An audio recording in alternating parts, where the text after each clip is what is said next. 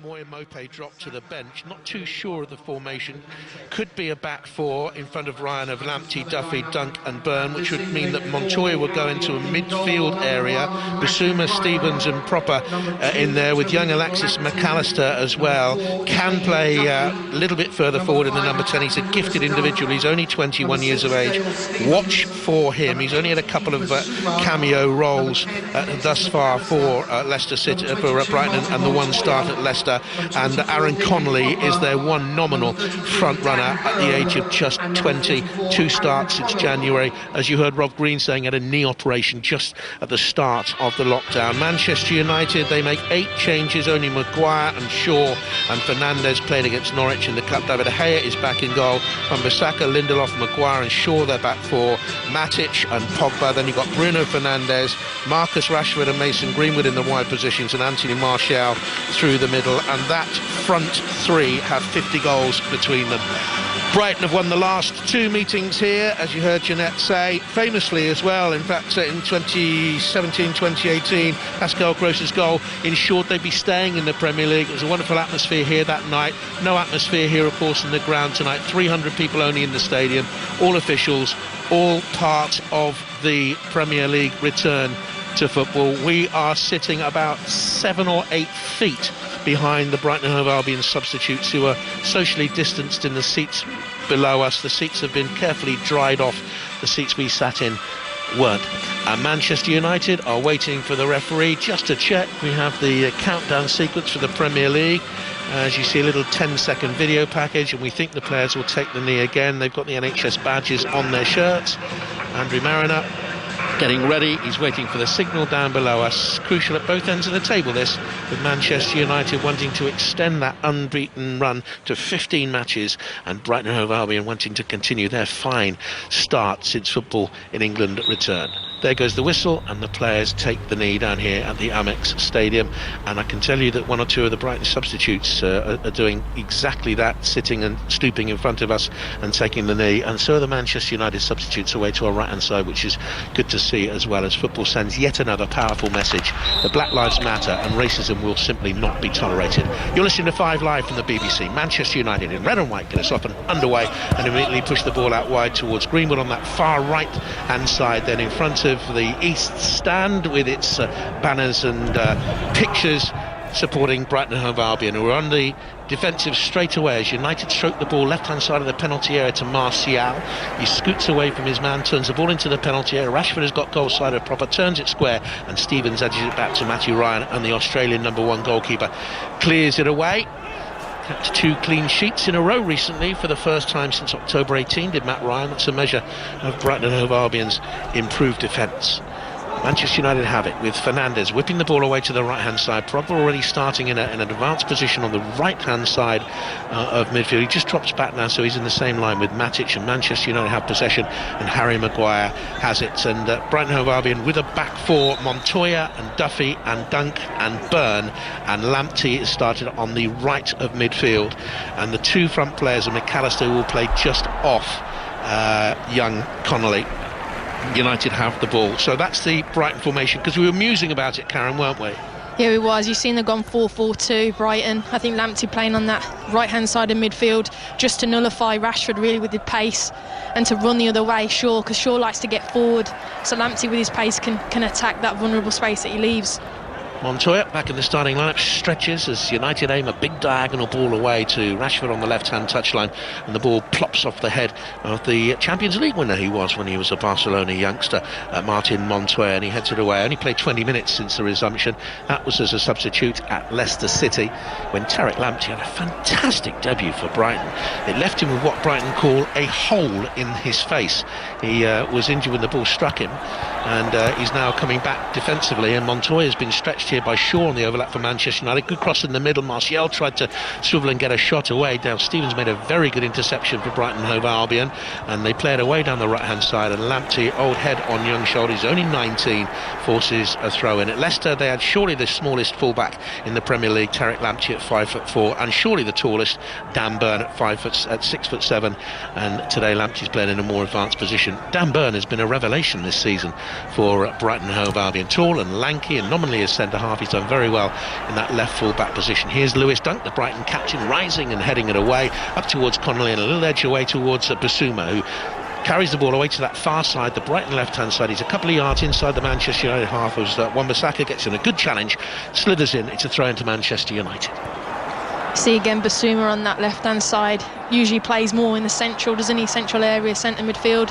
He's going to again give that cover. They're obviously, Graham Potter's nervous of how quick Manchester United are on that attack from wide areas. And Moy, you were mentioning, the work he gets through, and he got through so much work defensively doing that with Leicester, didn't they? They negated the threat of Leicester in the wide positions. They do. They have to work extremely hard, these wide players, and you see why Basuma, centre midfield, is out on the left midfield, and Lamptey, a right back, in essence, is playing right midfield today. But a good start from Manchester United, looking very, very sharp on the ball.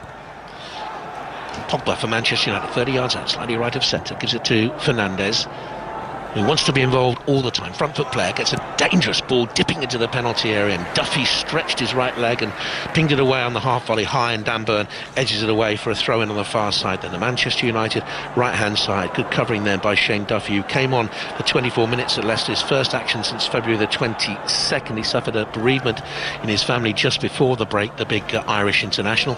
Here's Stevens now, just outside the Brighton penalty area, and gives it to Burn, and a big long ball with a no out ball there really, but Maguire's made a mistake in dropping it straight to Aaron Connolly, who uses his pace to get away from Victor Lindelof, who had to bring him down. It's a free kick to Brighton. It's about 10-15 yards inside the Manchester United half, and about 5 yards in from the far left touchline. It's great from Connolly. He's going to be the outlet for Brighton. Ever since he's come back in, he's that player that stretches them for Brighton. I think the last couple of months while he's been injured, everyone's been coming to feet. Since he's come back into the team, he wants to get them behind. He wants to stretch those centre halves, and he'll be key today. And I actually think as well, going with the quick front two of him and McAllister, it's probably because Manchester United back four are not really comfortable in possession, so they're going to hunt and try and put pressure on them as much as possible. Stevens for Brighton and Hove Albion. Out it comes to the right-hand side, and Proper tried to get across him, but there's good work there by Greenwood, who scuttles in and blocks off that ball and gets it away and out of play. Started against Sheffield United in the big home win last midweek, came on as a substitute at Tottenham in their first game back from the restart, and then came on as a substitute at Carrow Road in the Cup quarter-final victory that took Manchester United through to a record 30th FA Cup semi-final at the weekend. But it's Brighton on the attack here with McAllister, ran into Maguire, just left a foot in on Maguire there, who cleared it away. No free kick, and Basuma picks it up for Brighton. He's about 8 yards outside that Manchester United half, and he works the ball away towards Lamptey on this right-hand side on 5 Live from the BBC, and Lamptey pinged across in to half for Connolly. It's cleared away to Stevens, and leaning back, he hooked it over the bar at Dale Stevens in his first home league start since the middle of January, and he hasn't scored a home league goal here since April 2016 against Burnley, and that's why. Yeah, the ball was absolutely fizzed in from Lamptey on that right-hand side. I think Connolly, it just come ricocheted off him. It was fizzed in that quick. Landed to Stevens, and he just smashed it over the bar. Just needed that composure, take a touch, had a little bit of time. And that's the difference now. He's got to add that element to his game as well for Brighton.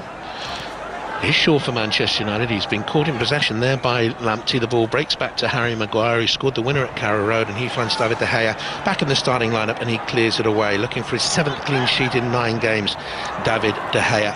And we'll bring you up to date, of course, with all the EFL Championship news as it happens, as Greenwood chases the ball down for United on the left-hand side, and Matt Ryan comes and clears it away. A high clearance that drops down, just plops down the R side of the near touchline, and I'd say we're about, what do you reckon, Karen, 25 yards from that touchline? We're very low down here, the commentary position. Oh, closer than that, I reckon.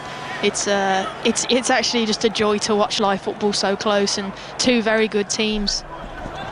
Manchester United, their best run since a 17-match unbeaten streak, November 2016 to January 2017, really beginning to threaten for an automatic Champions League place as Pogba drives the ball away through inaccurately, and it's away for a goal kick for Brighton Hove Albion away to our left-hand side.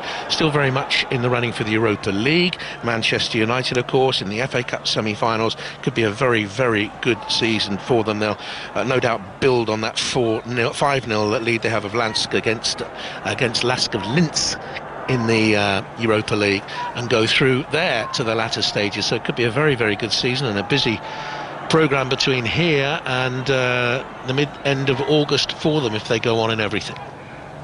I'm just saying, we're saying how close we are. I mean, it's a joy to watch Fernandes so close. You just see when I've watched him on TV from afar, the pace and the movement that he does, seeing him live, he's actually scary. How he moves around the pitch, he's demanding the ball, running in behind. You see Pogba trying to play him. They're always trying to find him. He's just pure energy and joy, and he's just a player you want to have on your team. You can see why the impact he's had for Manchester United since he's come in. And he's just waiting in those little pockets now. He's such an intelligent player. Scores from the EFL earlier. Millwall 1, Swansea City 1. Swansea with 2 wins in 12. Millwall with 2 wins in 13. Swansea still with a chance, I guess, of the playoffs. And Millwall aren't too far away. I think they're 4 points off the playoff positions. Barnsley beat Blackburn Rovers 2-0. Blackburn 3 defeats in 4 now. Cardiff City 0, Charlton Athletic 0. That's a good point for Charlton down the wrong end of the table, but frustration for promotion playoff chasing Cardiff. Start of the day in 6th. Brentford won 3-0 at Reading. They're a couple of points off West Bromwich Albion at the top now.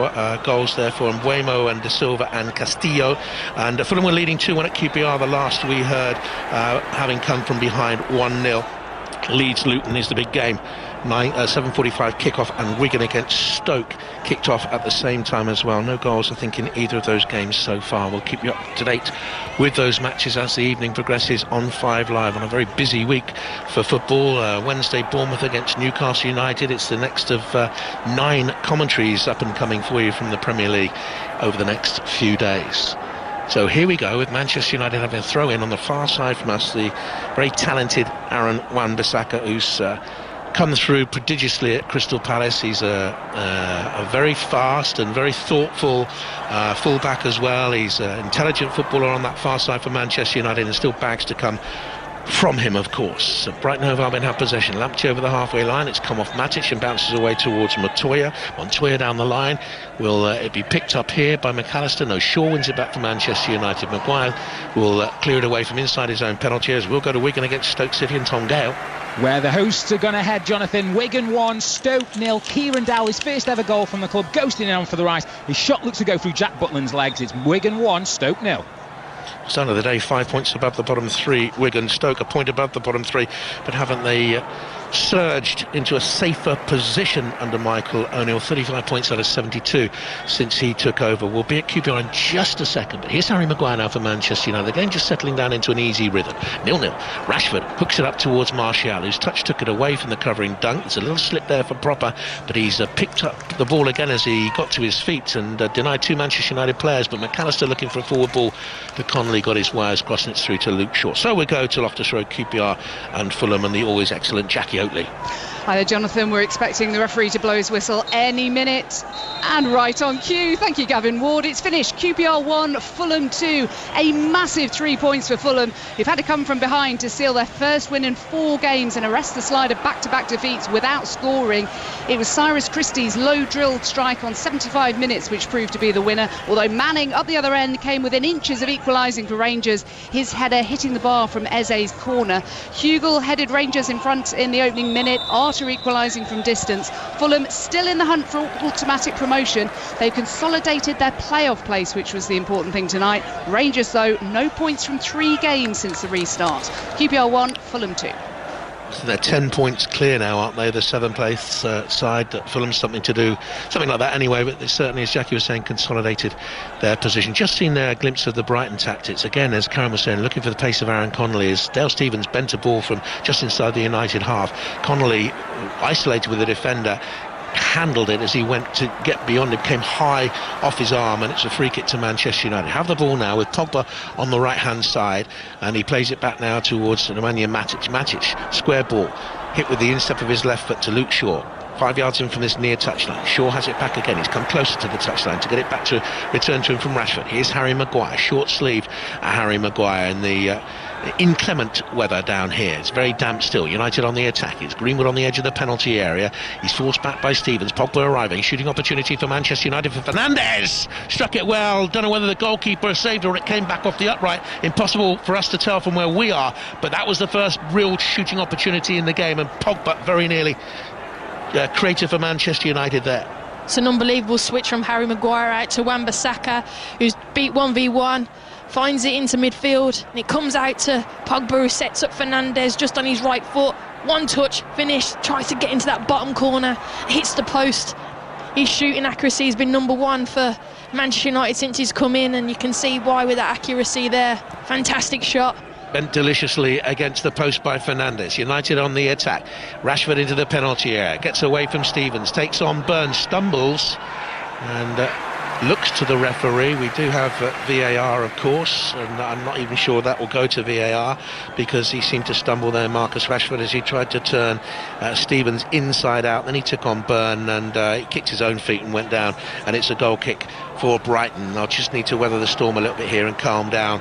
Brighton United having come so close with Fernandes hitting the post. So let's go to the Championship once again then, and we'll go up to Leeds United against Luton Town. The leaders, Leeds United at home with Conor McNamara. Half-time approaching, Leeds 0, Luton 0. Leeds were forced into an early change here when Captain Liam Cooper limped off injured. Barati came on at his place. He nearly gave away a penalty, dragging down Callum McManaman, but the referee waved play on. I think Luton are doing very well here. Tyler Robertson had nutmeg into the penalty area, but he couldn't pull it back for a teammate. It's Leeds 0, Luton 0. 0-0 here, Brighton against Manchester United. What have you seen, Karen? Well, I was watching Ole Gunnar Solskjaer because he's that close to us. He was very frustrated, and what he's gone and said is Brighton, as we said, are so narrow. Manchester United need to use their width a little bit more, pull Brighton apart, and that was where that chance came from. The Maguire switch out to the right-hand side. The keep need to use their width, either in their full-backs or the wingers, to pull Brighton apart, and that's where they're going to get the joy today. Fernandes back to Pogba, who did so well in creating opportunity to Fernandes. He held the ball, and then by the time he released it, he created a couple of yards of extra space for Bruno Fernandes, who bent it beautifully beyond Ryan, but hit the upright. Manchester United very much in control of the ball on 5 Live. From the BBC here down at the Amex, and Matic angles a pass 20 yards away towards Luke Shaw. Left-hand touchline with the white boots in towards Martial. What a fine season he's having, Martial. Hat-trick hero last week. And now Matic has Greenwood on the edge of the D, but decides to come back and play it 25 yards further towards the halfway line. And Lindelof to Shaw, now into Rashford keeps the ball moving at pace, back first time to Matic, who takes an extra touch this time to Lindelof, and then Harry Maguire's 5 yards to his left-hand side, just inside the Brighton half, on a slick, quick, beautiful surface for football actually.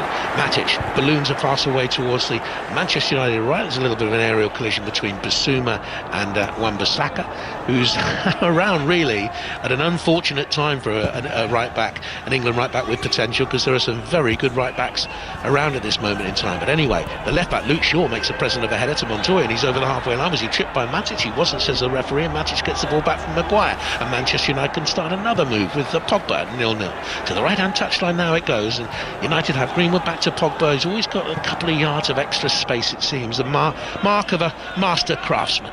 Now it's played out wide by Bruno Fernandes, and Rashford between the penalty box and the left-hand touchline. Feed short, proper switched off. The cross pulled back, looking for Martial on the penalty spot area. Stevens read it and hoisted it away. It's exactly what Man United are doing now, using that wide area. Even Fernandes is pulling out more. They're trying to overload down the wide areas and keep switching that ball, and Luke Shaw nearly got in there. So this is what they've got to be doing. Ole Gunnar Solskjaer went down and said, look, we need width, and that's what they're going to keep doing. Big news from the world of football today. Leroy Sané is leaving Manchester United to go to Germany, as Greenwood Greenwood attacks now for Manchester United and puts them ahead.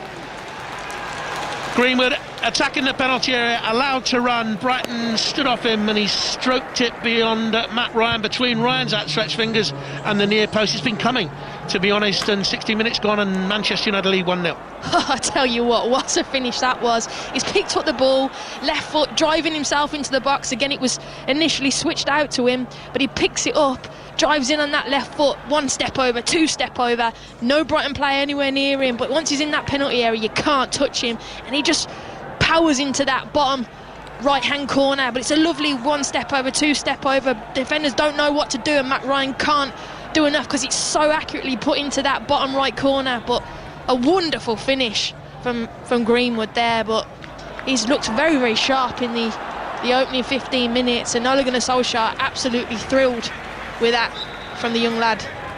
And that's his 13th goal of the season for Manchester United. The way he ran then, he dropped his shoulder, dropped the other shoulder, bamboozling Lewis Dunk, throwing him off balance, and stroked the shot between Ryan and the near post. But Ryan his vision was obscured, so he saw it a little bit late in his defence. He won't be happy though, the Australian number 1, that he was beaten low down. Could he have done better, Karen Carter?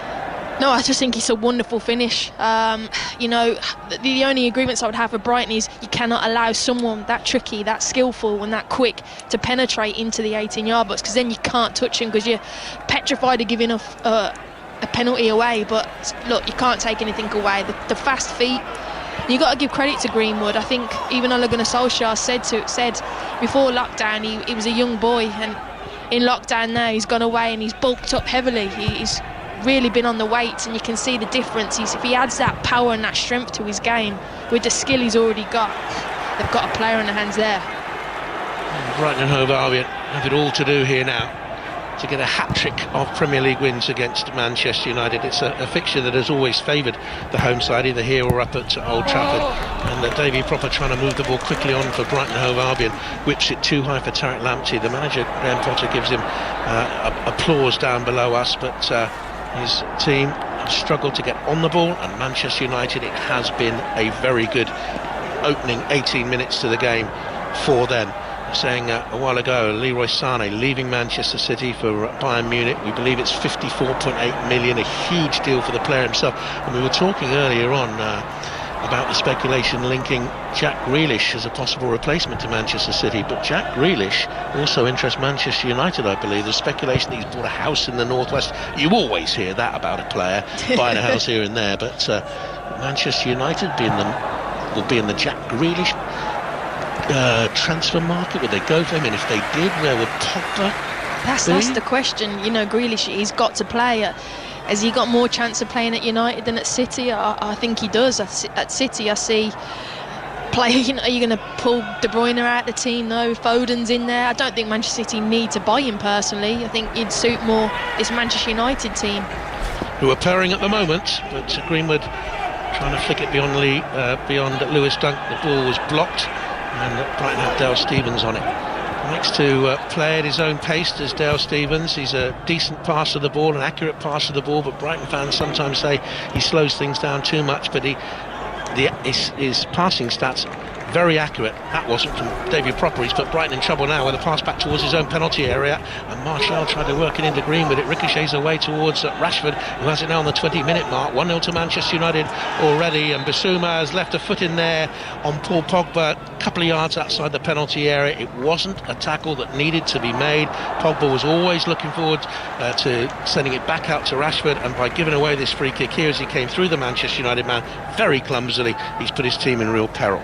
It's a stupid situation there as well. You know, it's 20 yards out and you've got Rashford, Fernandes, dead ball specialists in a great position now, putting Matt Ryan under pressure.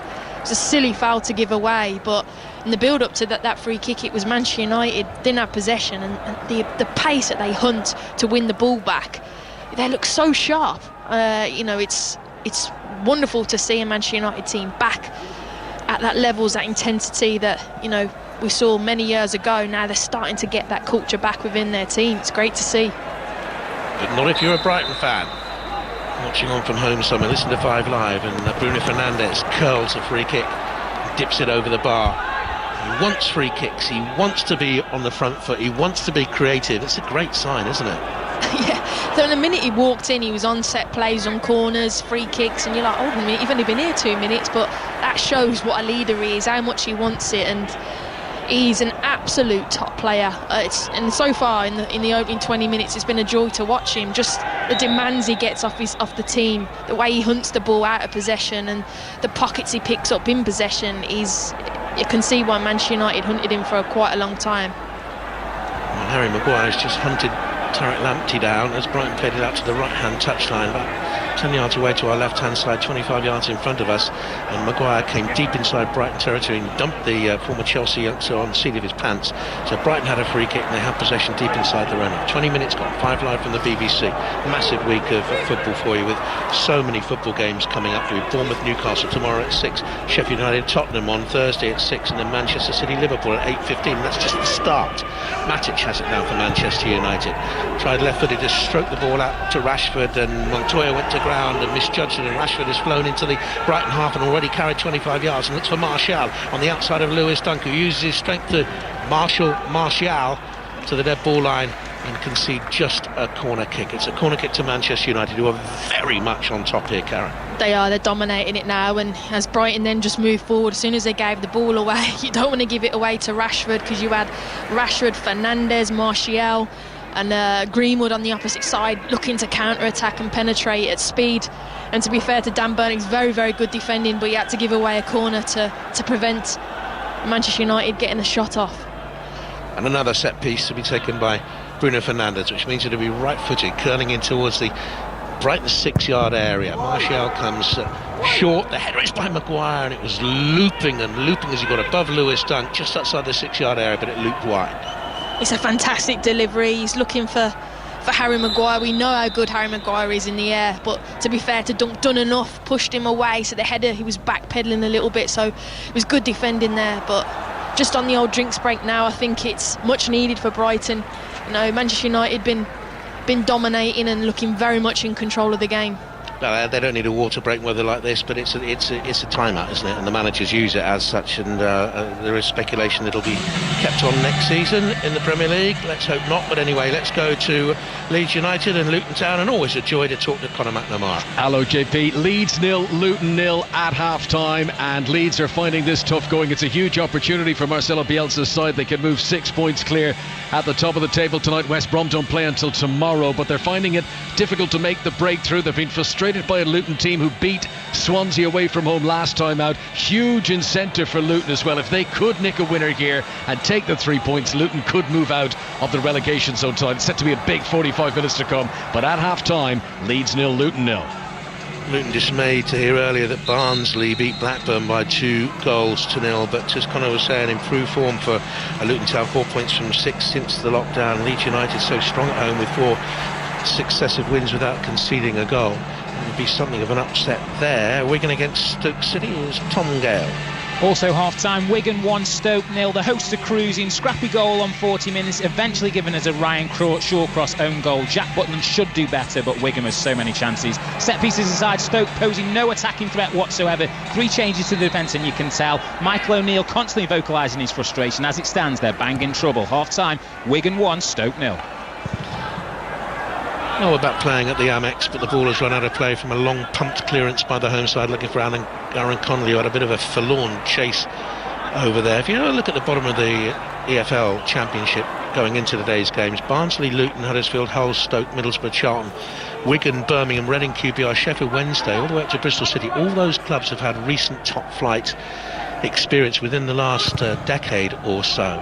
Bristol City, the odd ones out there. It's been a long while since they were relegated. I remember it with huge pain back in the late 70s after a wonderful night when they beat Portsmouth 1-0 at home with a Clive Whitehead goal. I digress, Karen, because any chance I can talk about Bristol City I will. But anyway, 25 minutes gone and it's Brighton 0, Manchester United 1, and Harry Maguire has possession. The drinks break. Discuss. I just think, like you said, it's a tactical break. You know, Man United, they'd be frustrated with it because it kills their momentum, and Brighton would be like, thank goodness, because we can try and tactically adjust and stop the momentum of Manchester United. Wan-Bissaka has it for Manchester United. Good use of the advantage there, because Mason Greenwood was dumped, and the referee had a little look and decided against it. Andre Mariner. Manchester United have a throw then, leading 1-0 on 5 Live, and Pogba on that right hand side certainly has great licence to move forward here, and Wan-Bissaka plays it back towards Greenwood, and he scoots it deep towards Maguire. Every Brighton player within 30 yards of their own goal line, and United bossing the match completely. Here's Maguire. Finds Rashford coming away from goal, bends the ball out towards Wan-Bissaka on the right hand touch, and it popped up awkwardly, maybe off the greasy top surface, hit him on the thigh and just bounced away for a Brighton throw-in on 26 minutes. And we're sitting just behind the Brighton dugout here, and in front of us Neil Maupay looks back and has a little look to see what we're talking about. And in the last game here against the Arsenal, Graham Potter said afterwards he could hear virtually everything you were saying, Karen. He must have heard the tactics we were discussing. They went on and won the game, Jonathan, so, you know, I'm sure we said it'll go to Maupay, and it did, so he was listening. Now Connolly slithers to the ground, or rather on that far side it was McAllister for Brighton who slithered to the ground under physical challenge, but nothing wrong with it. and Wan-Bissaka turns it into Matic. He's had the freedom of the park. No great pressure on him, Nemanja Matic. He's patrolling the deepest midfield position for Manchester United, and then Pogba's got freedom to run off him, and you've got Bruno Fernandes, who's got freedom to run off him. You've got the two wide players, Greenwood and Rashford, nominally, though Greenwood's come very narrow again into the centre circle. They need him out wide. They push Wan-Bissaka down that far side now, as a long run by Lindelof. He's carried it deep into the Brighton territory. Lewis Dunk steps out, nicks it off his toes, and it's cleared by Dan Burn. But Dan Burn up towards Connolly is never gonna win that in the air against Harry Maguire. I think that's what he's saying. If you're going to go long, it's got to go in the channels. You've got to give him a foot race, so there's no good putting it on Maguire's head. Manchester United signed him because of his area ability as well. The stats were a joke, how good he is in the air. So why pump it up to him there? I don't know. It's got to be channels. You've got to put him in a foot race and give him an opportunity, because the Manchester United back four don't want to turn. It's not Maguire's strength. He does not want to run back towards his own goal. United have a lead 1-0, and they have possession with Shaw. Back it goes towards Maguire. 10 yards inside his own half, moving from left to right, and then pings a big long diagonal away towards the right hand touchline, where it's headed on by Greenwood, who did stick wide there. Look for the run of Wan-Bissaka, and Dan Burn deflects it off the former Palace youngster. It's still in play. Brighton switched off. Basuma thought it was a throw. It's kept in play, and United will maintain possession and the momentum of the move here with Bruno Fernandes on it now. Back to Matic. Matic has Maguire available, but the 15-20 yard ball away towards Luke Shaw on the left hand side gives them more width. Rashford has come out wider than Shaw, pushes into the full-back position. He's into the penalty area, pulls it back. He was looking for Martial. Brighton were at 6s and 7s then. On the edge of the penalty area, Pogba has it now. Pogba squared, dug in by Fernandes, and United have a second. 2-0, and easy as that. Brighton switched off at the back initially, and Shaw and Rashford combined, and though the pullback wasn't accurate, Brighton couldn't get a foot on the ball, couldn't clear it. And Manchester United lead at the Amex by 2-0 on 5 Live from the BBC. It's been unbelievable watching him. It started down this left-hand side. Luke Shaw driving infield, plays it out to Rashford, and nobody tracks Shaw. I'm just checking if he's onside. I think he is, and Rashford plays him in behind. No one tracked him. He drives towards the goal. He should have pulled it back. The pullback wasn't that great. No one was there, but it comes out to who you want. Fernandes, right-footed, puts it into the bottom corner. It deflects slightly. Matty Ryan probably wants to be doing better, but Manchester United dominating. It is going to VAR, Karen, to see whether or not it was offside again. I think it's close. It'll be close to that offside, but it's poor defending from Brighton. Shaw's just ran through. No one's tracked him. You've got to know you're going to be done down the sides, and it's been given. Goal given, and it's a carbon copy from the one that hit the post from Fernandes. Pogba released Fernandes the early one. He bent it against the post. Pogba pushed the ball into Fernandes. This time he bent it just inside the post, just beyond the half-hour mark, and it's 2-0 to Manchester United. It's like what we said, that Brighton are so narrow that the spaces were out wide, and that's exactly where they got the goal from, coming out wide. Nice little pullback, and when you pull a team apart from wide areas, then you get more spaces centrally, and it came out to Fernandes, and he's just done it again, hit it with his right foot, and Matt Ryan could do nothing about it with the zip on the pitch, and he's a bit unsighted. I don't think he can do anything about that. Montoya has it for Brighton, back in the starting lineup at right back with Lamptey pushed further forward, who has it now, beneficiary of a mistake by Shaw. He's got pace, the young fullback, cuts the ball square, looking for Basuma. The edged first time ball off to McAllister. Good football this by Brighton. They're halfway inside the United half. The ball is turned away by Stevens to Lamptey once again. Lamptey has Shaw in front of him. He's got Pogba doubling up. He's crossed it via deflection to the edge of the penalty. McAllister brings it down. Poor challenge in there by Matic. Couldn't get the shot away. Proper has it now for Brighton and Hove Albion. Between the penalty spot and the right-hand touchline. Slips it to Lamptey. Very clever play by Lamptey in blocking the ball from Pogba. Parked his body between ball and opposition player, who's brought him down, wrestled him to the ground. Pogba's very unhappy that the free kick's been given, but it has been given, and it's no more than a yard from the dead ball and a yard in from the right-hand touchline with 31 minutes gone. Look, it's a definite free kick. Lamptey's down there, and Pogba's got his arms wrapped round him, drags him down, I don't even know why Pogba's arguing. He's 2 yards away from the linesman. And now it's an opportunity, a set play. You see the height of Dunk, Burn, Duffy. Good opportunity now if McAllister can put a good ball in. Haven't been in the game at all, Brighton and Hove Albion. They're 2-0 down. Done nothing really in terms of attacking. Stevens shot way over, the only contribution. The free kick curled in by McAllister. who normally delivers a very good ball, but it was poor that time. Headed away by Lindelof to the edge of the box. Bissouma finds Stevens, and that's a fine pass out to McAllister. 3 yards in from this near toucher. Looks for Lamptey. Back covering though was Rashford, who really has improved that side of his game. Works so hard, up and back, Rashford. We know he's got ability. We know he's got a big heart from what he did in during lockdown, winning the hearts and minds of the nation. He's some footballer, is Marcus Rashford, and people, when they look at him, think, you know, Marcus, he's been around forever. He's 24 years of age. Martial, 24 years of age. Greenwood, 19. This Manchester United side being built will be around for a long, long while. Bissaka, 22. Lindelof, 25. Luke Shaw, he's been around for an eternity. He's only 24, Luke Shaw. It's scary, isn't it? You know, the players that they've got, the youth they've got, and then you add in, you know, Pogba's experience, Matic, Fernandes in that central around the youth. This team's only going one way. I've really got high aspirations for this squad. If they can add 1 or 2 along the way and the youth keep improving, they can definitely challenge. I think they still are 1-2 years away, but, you know, it wasn't so long ago that Liverpool were in the same situation where they had that type of, they could play the big teams, get points against them, but lack the consistency, and look how they've turned it around. Offside decision against Luke Shaw. Brighton have a free kick between the right-hand touchline and their own penalty area, and big Shane Duffy stands over it. Local character down here will take the free kick. Very popular in the Brighton area is Shane Duffy. Not so popular with the manager this season. It's a free kick then to Manchester United. Karen. I think as well, looking at Manchester United, I think that before Fernandes come in the early part of the season, everyone was going, I don't see the style, I don't know what Ollie's doing. You can see it now. You can definitely see pace, power in the team. So, like I said, I'm excited for this Manchester United team, the way they can move forward. And it'd be good to see. They need a good window, though, to keep progressing. So it'll be interesting to see who they bring in. Shaw tickles the ball forward to Rashford on the halfway line, but Bissouma wins it back for Brighton. They're trailing by 1-0. Don't forget it's Leeds 0-0 with Luton Town, top against relegation strugglers Luton there in the Championship, and Wigan 1, Stoke City 0. Manchester United with an ease and not an arrogance in the stride, but a confidence in their stride. Dig it out through Maguire to Rashford. It just popped up a little bit for him, and he's lobbed the ball back goal side of Maguire, who had to trap back to the dead ball line on the left-hand side and clear. Duffy's underneath it for Brighton as he heads it on towards Aaron Connolly.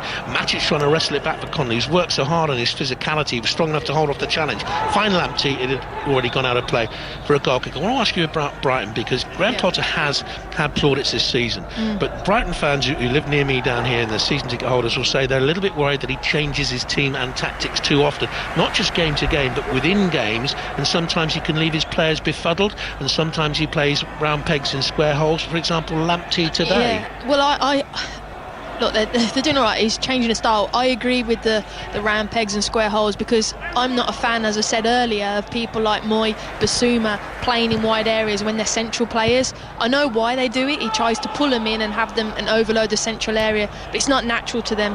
You've seen today they've got done down the sides. I think in this instance it would be better to put Solly March on, more pay on, and maybe go 4-3-3 and just go for pace, because you've seen what Lamptey and Connolly are doing with their pace. They actually are causing issues, but they need it, and I think you'd sacrifice a little bit of those less mobile players and get the speed players on to cause Manchester United more of a threat. 10 minutes to go in the half plus stoppage time. Manchester United lead by 2-0. Greenwood and Bruno Fernandes with the goals. Rashford again tracking back into his own half to hold the ball up with Montoya breathing down his neck, feeds it towards Harry Maguire. I mentioned tomorrow Bournemouth against Newcastle, 6 o'clock on 5 Live. Thursday's commentary, Sheffield United Spurs at 6, and then Man City against Liverpool at 8:15. You've got the Friday social, don't forget, with Darren Fletcher and Jermaine Tunis, joined this week by a couple of very good guests, Gabi Agbonlahor and Matt Jarvis, I think, is the other guest. Then Saturday you've got Manchester United against Bournemouth, the 3 o'clock kickoff. Sunday 4 commentary games for you on 5 Live. Burnley against Sheffield United is at noon. Newcastle West Ham, huge that for West Ham, that's 2:15. Liverpool against the Villa at 4:30, and Southampton against Manchester City at 7. And I know that Karen Carney will be very anxious that Aston Villa stay in the Premier League as former Birmingham City player yourself. Hey, I support the Midlands teams. Not. Montoya out wide towards the right hand side. Terry Lamptey has it. Lamptey back again towards Duffy, and Manchester United still in command of the game. Brighton just don't seem to be outgoing, and There, Lewis Dunk, that's a ball hit out of frustration. He's hit it 60 yards from left centre back. It's gone out of play just down by the right hand corner flag. Gave Tarek Lamptey no chance of getting there at all. No, they've got, like I said earlier, with the front two that they've got and Lamptey, you've got to put it down the side. You can't do diagonals in this game because it's too easy for Man United. You've got to get down the sides of Lindelof and Maguire, and that's where they're weak when they turn. They haven't got, I don't think Manchester United two centre halves have got the mobility. They're a little bit stiff, aren't they, when they turn? So that's where you've got to get at them, not diagonal balls because they're just going to eat them up. You just got to get down the sides and be a little bit more confident in their delivery. But I was just seeing again Fernandes, he's an absolute joy to watch. Bruno, I just seen him, he keeps now, because again he's not playing central, he keeps coming out into the wide areas and he's telling everyone else to go here, do this, do that. He's an absolute leader. It's absolutely brilliant to watch, just off the ball as well. He's just, I'd love to play next to him, I would. He's an absolute joy. Karen Carney, who played such a big part for the Lionesses in the World Cup run to the semi-final, and the bronze medal in 2015, and again the European Championships when they reached the semi-finals, England again, and then they reached the semi-finals of World Cup 19 as well. Here's Shaw down below me on the left-hand side, plays it back on a diagonal 10-15 yards to Maguire, who pings it away, allowed lots of time on the ball, and finds Wan-Bissaka. Their control of this game at the moment, they've got such a grip on this game, and Brighton are pressing really high with any great energy. United, they're allowing to bring the ball forward, as Maguire now does, and Rashford skips away from proper and sets his sights to shoot. He couldn't bend the ball back in, started it wide, and it just feathered away even wider. But with just over 6 minutes left in the half, something major has to change for Brighton for them to get back into the game. And Manchester United, though their points tally of 49 from 31 games is their lowest since 1990-91, look very, very promising. They do, you're right, but I think Brighton in the back of the mind, they'll just say, you know what, let's get to half time, 2-0. Still not, you could still be in the game. 2-0's not a great scoreline for Manchester United. You always say as that when you get in 2-0, we need another one, and you know that Brighton have got the players to come on. They will change formation, they always do. They've got quick players to come on, so they just got to stay in the game now and get in, change it tactically at half time, maybe bring on some wide players and hopefully get themselves back in the game. We've seen they can do it against Arsenal. There's no reason why they couldn't today. 5 minutes to go until the half-time whistle blows. A little bit more with stoppage time. We've got a goal at Leeds United. Conor McNamara. And this is quite the cat amongst the pigeons. Leeds United 0, Luton Town 1. Harry Cornick has scored a brilliant counter-attacking goal. Leeds had begun to push forward. They were playing with three at the back. Through ball that he scampered onto. Wonderful composure. And from the edge of the penalty area, he's curled it into the far top corner. Brilliant goal for Luton, who, as things stood at the table, had dropped to bottom, as you mentioned earlier. But now they're giving themselves a chance of a huge 3 points here. Leeds United 0, Luton Town 1. They'd be level on points with Huddersfield and Hull if they win that. Luton unbeaten in 5, and Nathan Jones back there was here at Brighton and Hove Albion, and left the coaching staff of Chris Hughton, went to Luton and then on to Stoke, where he had such a disastrous time.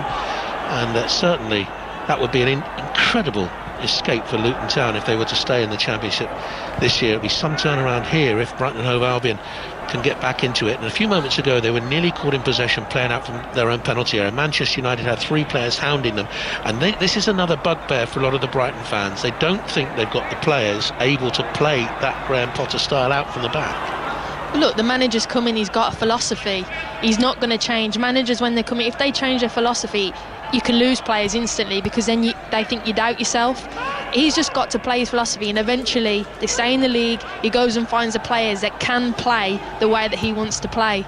But as a manager, you're told never to change your philosophy. Stick with it, because it shows a lot about you if you chop and change. It shows that you doubt yourself, and you never ever want to show that as a manager, and players do not want to see that in the dressing room. Yeah, big boots to fill, of course. Chris Hughton was hugely popular here and successful as a Brighton manager. Took them up and kept them up. Brighton looked for Conley chasing down a long 40-yard pass, straight pass by Basuma from just inside his own half. Goes out of play for a goal kick. Tony Bloom said he wanted the style of football to change. He wanted them to be a bit more adventurous, a bit more attacking, and he wanted Graham Potter to take them to the next level. For a long time that next level.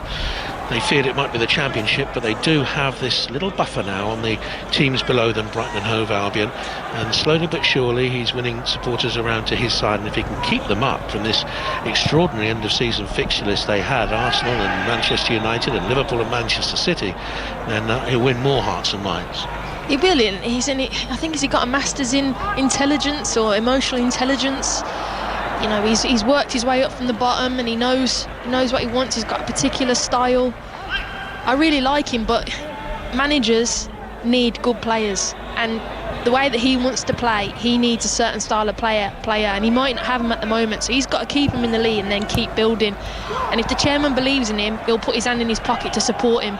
And once he gets those players, you'll see the style and the philosophy. They'll go from strength to strength. And look, I was a big fan of Chris Hughton and a Birmingham fan as well. I loved him. But sometimes you might have to change, because if you keep doing the things you've always done, you're always going to get the same outcome. And they've obviously gone bold and want to change. Bruno Fernandes for Manchester United makes it look easy. Turns the ball square to Pogba. Pogba releases Rashford. Now to Martial, right hand side of the penalty area, being chased by Burn. Martial holds it up. Burn tucked up behind him. And Martial could feel him there as it comes back towards Basuma. Basuma couldn't clear it away effectively. Greenwood for Manchester United, a lovely little back heel towards Pogba, clips it into the penalty area, looking for Wan-Bissaka in there, bounces back to Pogba, there's a step over, sends it square towards Martial. It was read though by Duncan. Brighton can clear it away. 2-0 to Manchester United, they lead. They made it look very comfortable in the opening half an hour or so, and Connolly again. This is Brighton's best strength up front. Give it to Connolly, let him run at defenders, let him commit defenders into giving away fouls. He's just done that. It's exactly what, but the ball, it was played to his feet. It's not played up in the air, it's not round his neck. Give it to his feet or put it in behind the space and behind. But he's done wonderful. He's been up there on his own. He's won that free kick. He's bought them a little bit of time and breathing space, and a wide free kick. The delivery has to be better than last time. You've got to give Dunk, Duffy and Burn a chance to get onto the ball. Brighton have it from the free kick, knocked square towards Dale Stevens. Stevens on an angle, diagonally, along the grass, out towards Proper. Slip the ball to Proper, chips back onto his left foot, crosses far post. Burners in there, that's the most dangerous cross Brighton have put in there, claiming a corner. Goal kick is given. That's much better from Brighton, the delivery. They've switched it out to the other side just to move a defence of Manchester United, and he's cut in and curled it into the back post, looking for the big three. Like I said, Duffy, Duncan, Burn, and unfortunately all of them missed them, but it's a great delivery, and that's what they need to do, Brighton. Set plays will be massive in this just to get them back in the game, but the deliveries have got to be spot on to give them a chance. Into the last 30 seconds of the first half, there will be a little bit of stoppage time. We'll find out how much from the fourth official in just a couple of moments' time. He's out there down below us as Manchester United have Luke Shaw on the ball, deep inside his own half, back towards Matic with orange and yellow boots on, banana split boots. Remember the old Chewy sweet? Out wide towards the right hand side. You were an athlete, Karen, you weren't allowed such sweets like that. Now here's Lindelof, big Swedish international.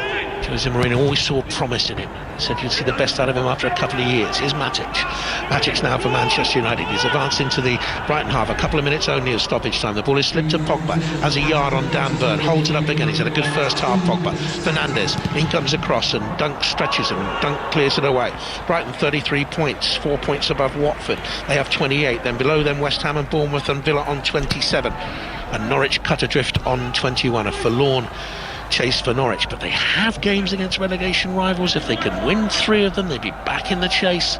If other teams don't pick up points above them now, I think they are reliant now, Norwich, on other teams faltering badly into the final weeks of the season, the final 6 games some of them have remaining, like Watford, who done nothing really since the resumption. Villa, who can't score goals, and speculation about Grealish leaving isn't helping.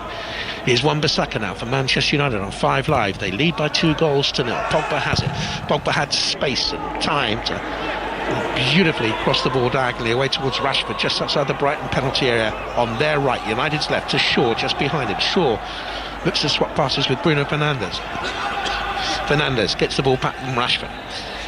Calm, moving the ball at their pace, dictating the pace of the game. Fernandes in towards Rashford, who got a touch back to Fernandes. Maguire, he's only 6 yards outside the Brighton penalty area. Shaw again, they're toying with Brighton, keeping possession, playing keep ball, trying to draw Brighton out, trying to create a gap. Montoya goes in with a firm challenge on Rashford that the referee says is unfair, and we have a free kick here nearly 2 minutes into stoppage time. This will be the last attack of the half.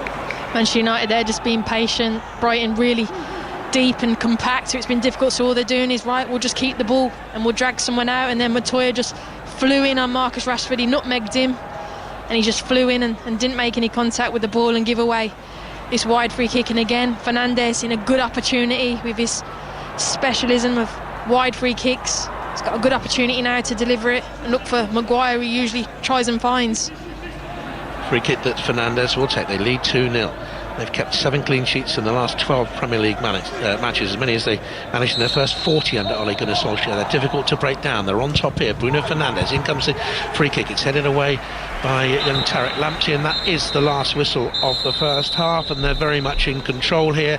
They led early on Manchester United with the goal from Mason Greenwood, shot that beat Matt Ryan at the near post. It was a good piece of set-up play, and another one from Paul Pogba set up Fernandes with a shot just shy of the half-hour mark, again beating Ryan inside the same post. And United were well in command, and Brighton haven't had a shot on target at the moment, Karen, and United look good for 3 points at this stage. It's going to take something exceptional in the second half to deny them.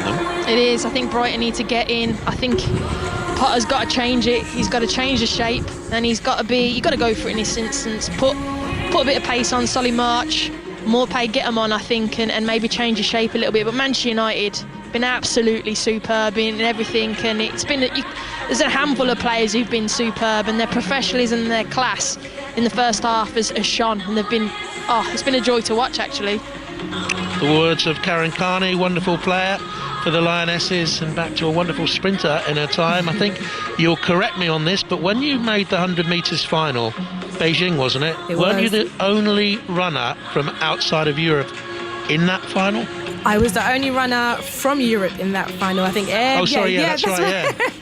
Everybody in the final was either from America or from the Caribbean, so I was flying the flag for Europe. Yeah, a long time ago though, Jonathan, don't remind me. Well, thanks guys, we'll be back with you for the second half. Lots coming in on social. Wow. Can't believe this is the same Brighton that beat Arsenal 2-1. Looks to me like they're set up to surrender when they're not safe from relegation.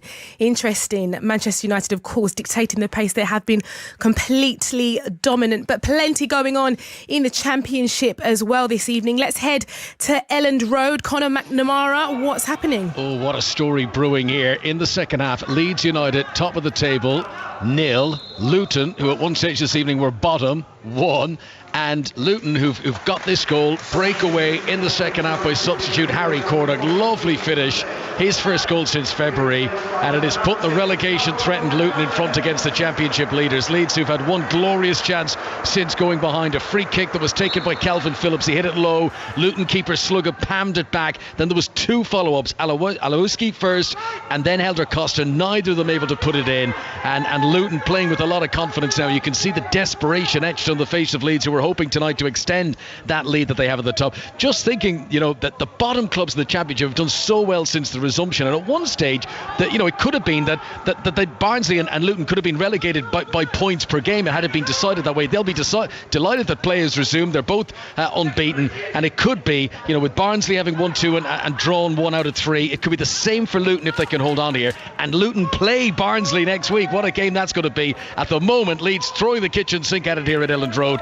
Leeds 0, Luton 1. And Luton absolutely taking their chances, aren't they, Conor? Well, they are. I mean, and I think, there'll be great sort of analysis written of this once the season does end, who benefited from the break. And I think you look at Barnsley and you look at Luton, that probably at one stage they thought, this season isn't going to end. We're going to be relegated. And they see this as a new lease of life, a new opportunity, and almost a situation where they've nothing to lose now and they go out and play it. I mean, it's a brilliant goal here. People will see it later. Harry Cordick, he was patient. He held up on the edge of the penalty area. He spotted the goalkeeper just a couple of paces off his goal line, and he spun it into the far top corner. Quality goal for a team down in the relegation zone, but that's the way it can be this end of the season. A little bit of magic, that could be the difference between going down and staying up. That sounds like a good story unfolding there for Luton Town. Let's head to the DW Stadium. Tom Gales watching Wigan versus Stoke.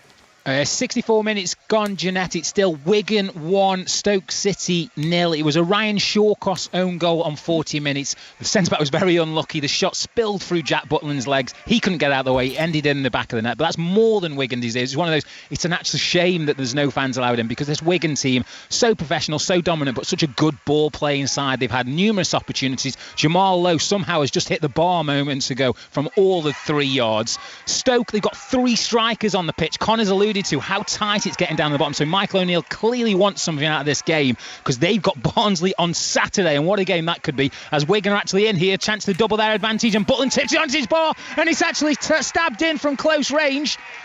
We're not sure. They're looking at the lines official to see if it's offside, because he was literally in the goal mouth, or it's actually the substitute, Cal Naismith, who's doubled the advantage for Wigan. So it's Wigan 2, Stoke 0. This is a huge win for Wigan. They're going to be on 50 points, leapfrogging Redden up to 15th. A hammer blow for Stoke. Remember, 2 seasons ago, they were in the Premier League. They're staring down the barrel potentially of League One. With more than 25 minutes remaining, it's Wigan 2, Stoke 0. And let's head back to Ellen Road. Conor McNamara. And an equaliser for Leeds. Don't write them off. Back to 1-1. Stuart Dallas has scored. All that pressure is paid. And Luton have got to do it again. All square again. Leeds United 1, Luton Town 1. Well, there's earlier championship action for you. Millwall 1, Swansea 1, Cardiff Charlton 0-0 that ended. Brentford 3, Reading 0 there. Barnsley 2, Blackburn Rovers 0, and coming from behind was Fulham to beat QPR 2-1. So plenty going on in the championship. But let's get into some news for you with James Gregg. On digital, BBC Sounds, smart speaker and online. This is BBC Radio 5 Live. Thank you, Jeanette. With the BBC News and Sport on 5 Live, the aerospace giant Airbus has announced it's cutting 15,000 jobs worldwide, including 1,700 in the UK. The sites affected are believed to be at Broughton in North Wales and at Filton in Bristol. The company said 40% of its business had disappeared because of the pandemic. The Bishop of Leicester has said no weddings, funerals or even streamed services can take place in church buildings. Now the city has returned to lockdown. Non-essential shops have been closed and schools are closing their doors to most children after restrictions were reimposed because of a surge in coronavirus cases. The Foreign Secretary, Dominic Raab, has urged China to step back from the brink and respect the rights of the people of Hong Kong after it imposed a controversial security law. The new legislation will give Beijing new powers over the territory. The European Union's Foreign Police Chief, Josep Borrell, said Brussels considered the move a clear violation of China's commitments to Hong Kong. And the video streaming giant Netflix says it will allocate 2% of its cash holdings to financial institutions and organisations that directly support black communities in the United States. In a blog post, Netflix said that its initial commitment would be as much as $100 million. That's around £81 million. Now, away from the live action tonight on 5 Live Sports, some sports stories for you. Manchester City have agreed to sell winger Leroy Sané to Bayern Munich. The Germany international will join the Bundesliga champions in a deal that could rise to nearly £55 million.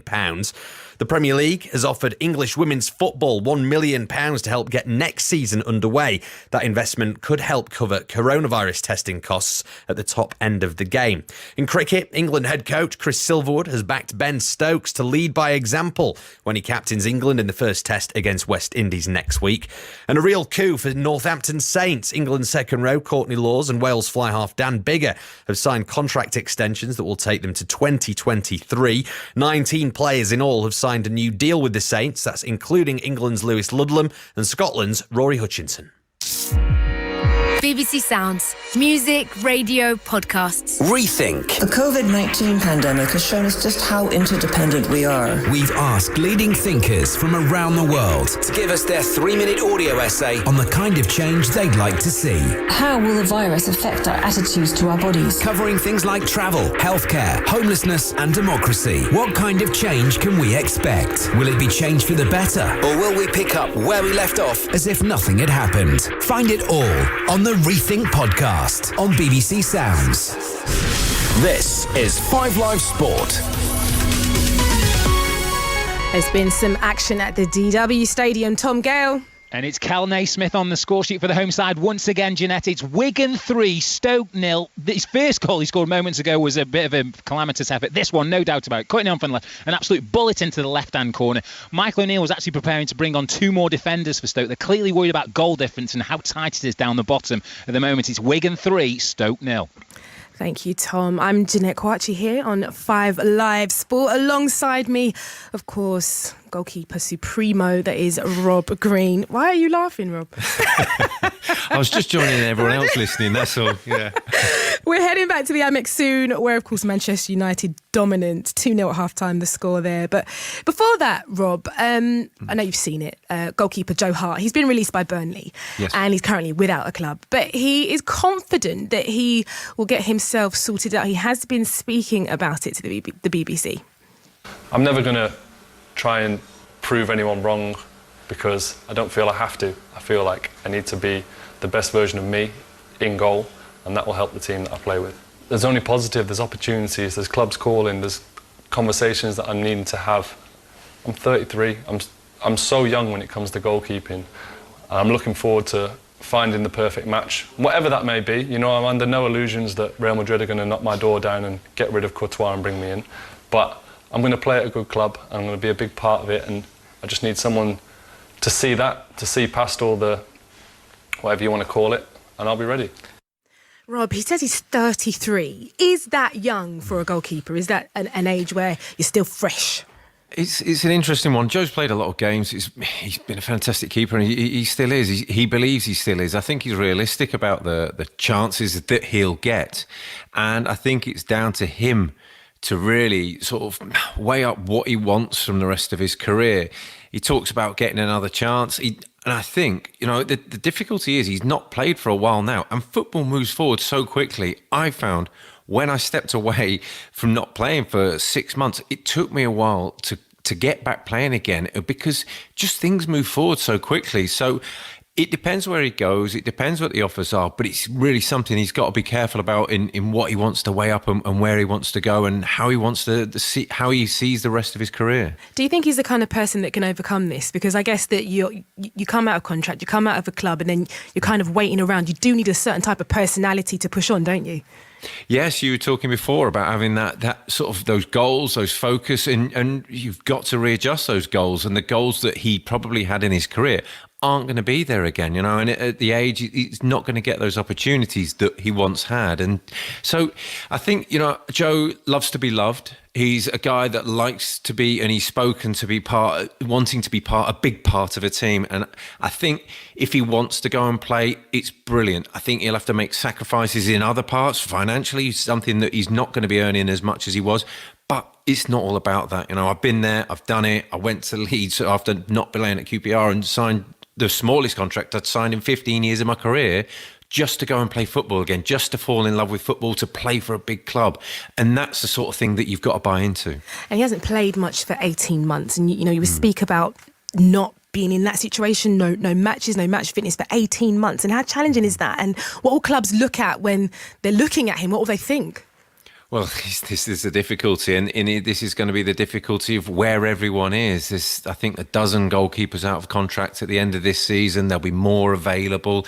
We talked before of 1,000 players being out of work at the end as of today, and so there's going to the financial implications of that are huge. On the playing side, you look at it, and it's going to be a step, and it's going to be sort of one way you're going to have such a small window to get ready that actually he's got to hit the ground running. And it took me probably too many games, I felt, to get back going again after taking 6 months of not playing. He's had 18 months now. He's at 33. Yes, you're still fit. Joe's a really fit young guy, but it may take some getting used to. But you know, I think he's something, if he's loved and he's someone that is part of and ingratiated into a team, he could be a huge boost for a club. Okay, well, let's see where he ends up.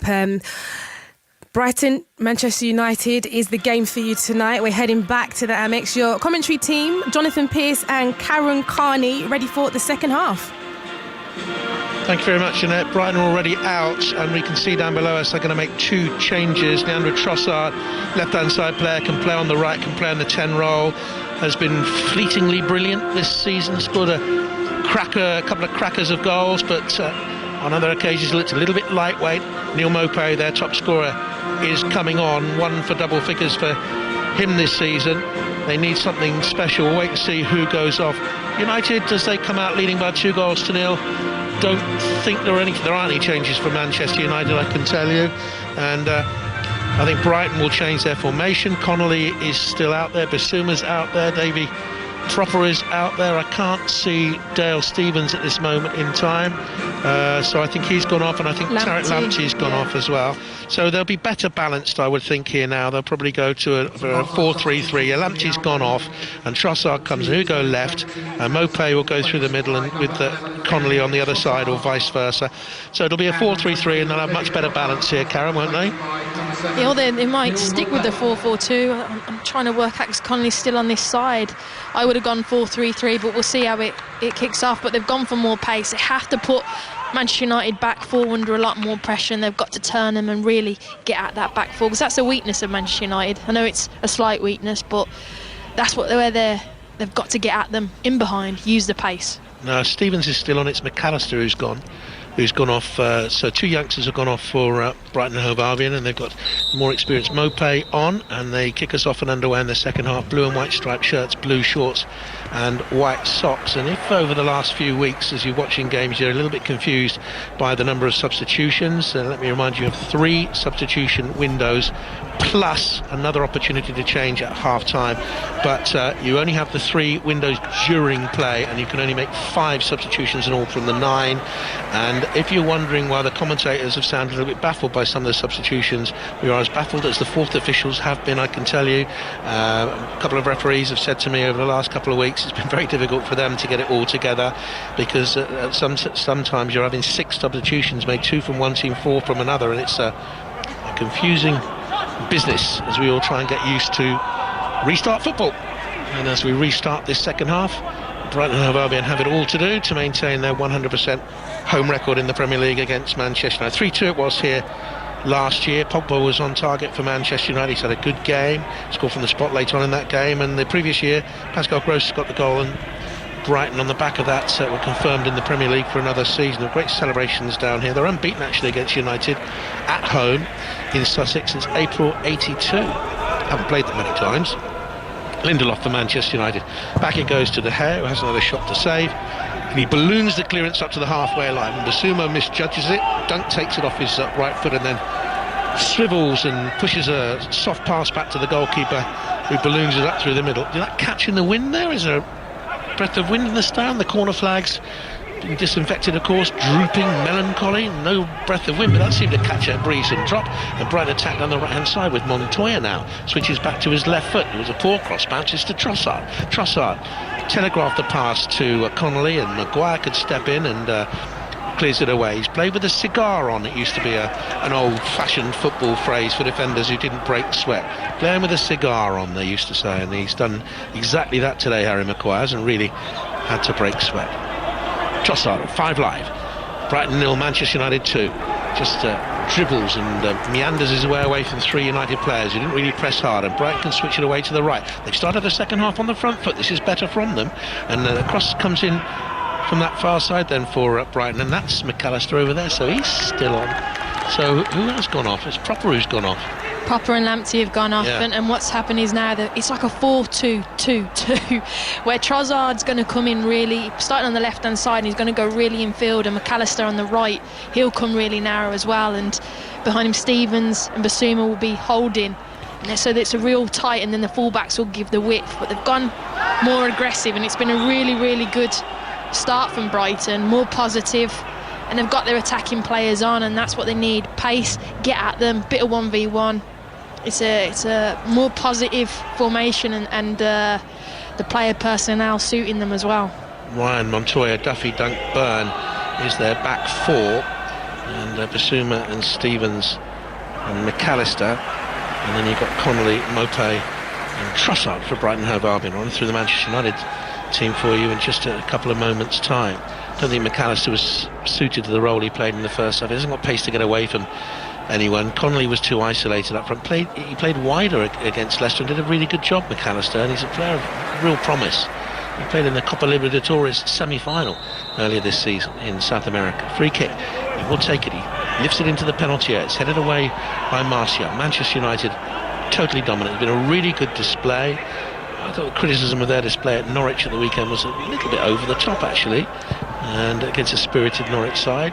Bissouma from a deep position for Brighton crosses into the box, but United headed away, and now Matic can send Greenwood pounding down that left-hand side. It's 3 against 3 momentarily. It's 4 against 3 now. Brighton sluggish, getting back in. In comes a cross, and it's pummeled in. A brilliant goal, sensational goal by Bruno Fernandes. Manchester United are 3-0 up. A blistering counter-attack, a terrific ball in from the left-hand side, and it was met full fat on the right foot, volleyed by Bruno Fernandes and screened beyond the goalkeeper. That's some goal, and United are 3 up at Brighton. Oh my gosh, what a goal. It started, Brighton had to go for it, and this is where they've been exposed. They've been done on the counter-attack, but it fizzed in. It kind of, Brighton actually started with it. It's come out, headed it out, and Matic has played on the half volley, a left-footed ball in behind. It's absolutely beautiful, into the path of Greenwood, who's sprinting at pace. He dinks it back post to Fernandes, who was free, and he's volleyed it right-footed into the keeper. Had no chance. But talk about counter-attacking football, the pass on Matic, the dribble and the drive, and the pass for Mason Greenwood, and then the finish from Fernandes, absolutely wonderful. The counter-attack probably about 6 seconds, I would say, from when they regained it, and the Manchester United bench all absolutely buzzing, on their feet, applauding, because it is a wonderful goal. Well, a couple of the coaching staff jumped into the air with the quality of that goal. If you're a young player and you're returning to the game, get your coach to show you a video of that, because the pass by Matic, thigh-high swivel volleyed pass out to the left-hand side, was unbelievable. Greenwood's cross was pinpoint accuracy, and the finish was superb.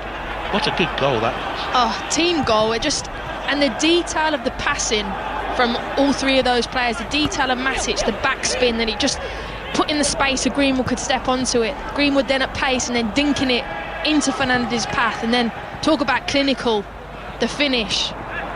It's just, Ole Gunnar Solskjaer will be thinking, I can't wait to clip this and show the boys tomorrow, because it is an absolute dream team goal.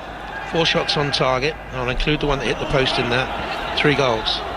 Here's Mope down the left-hand side.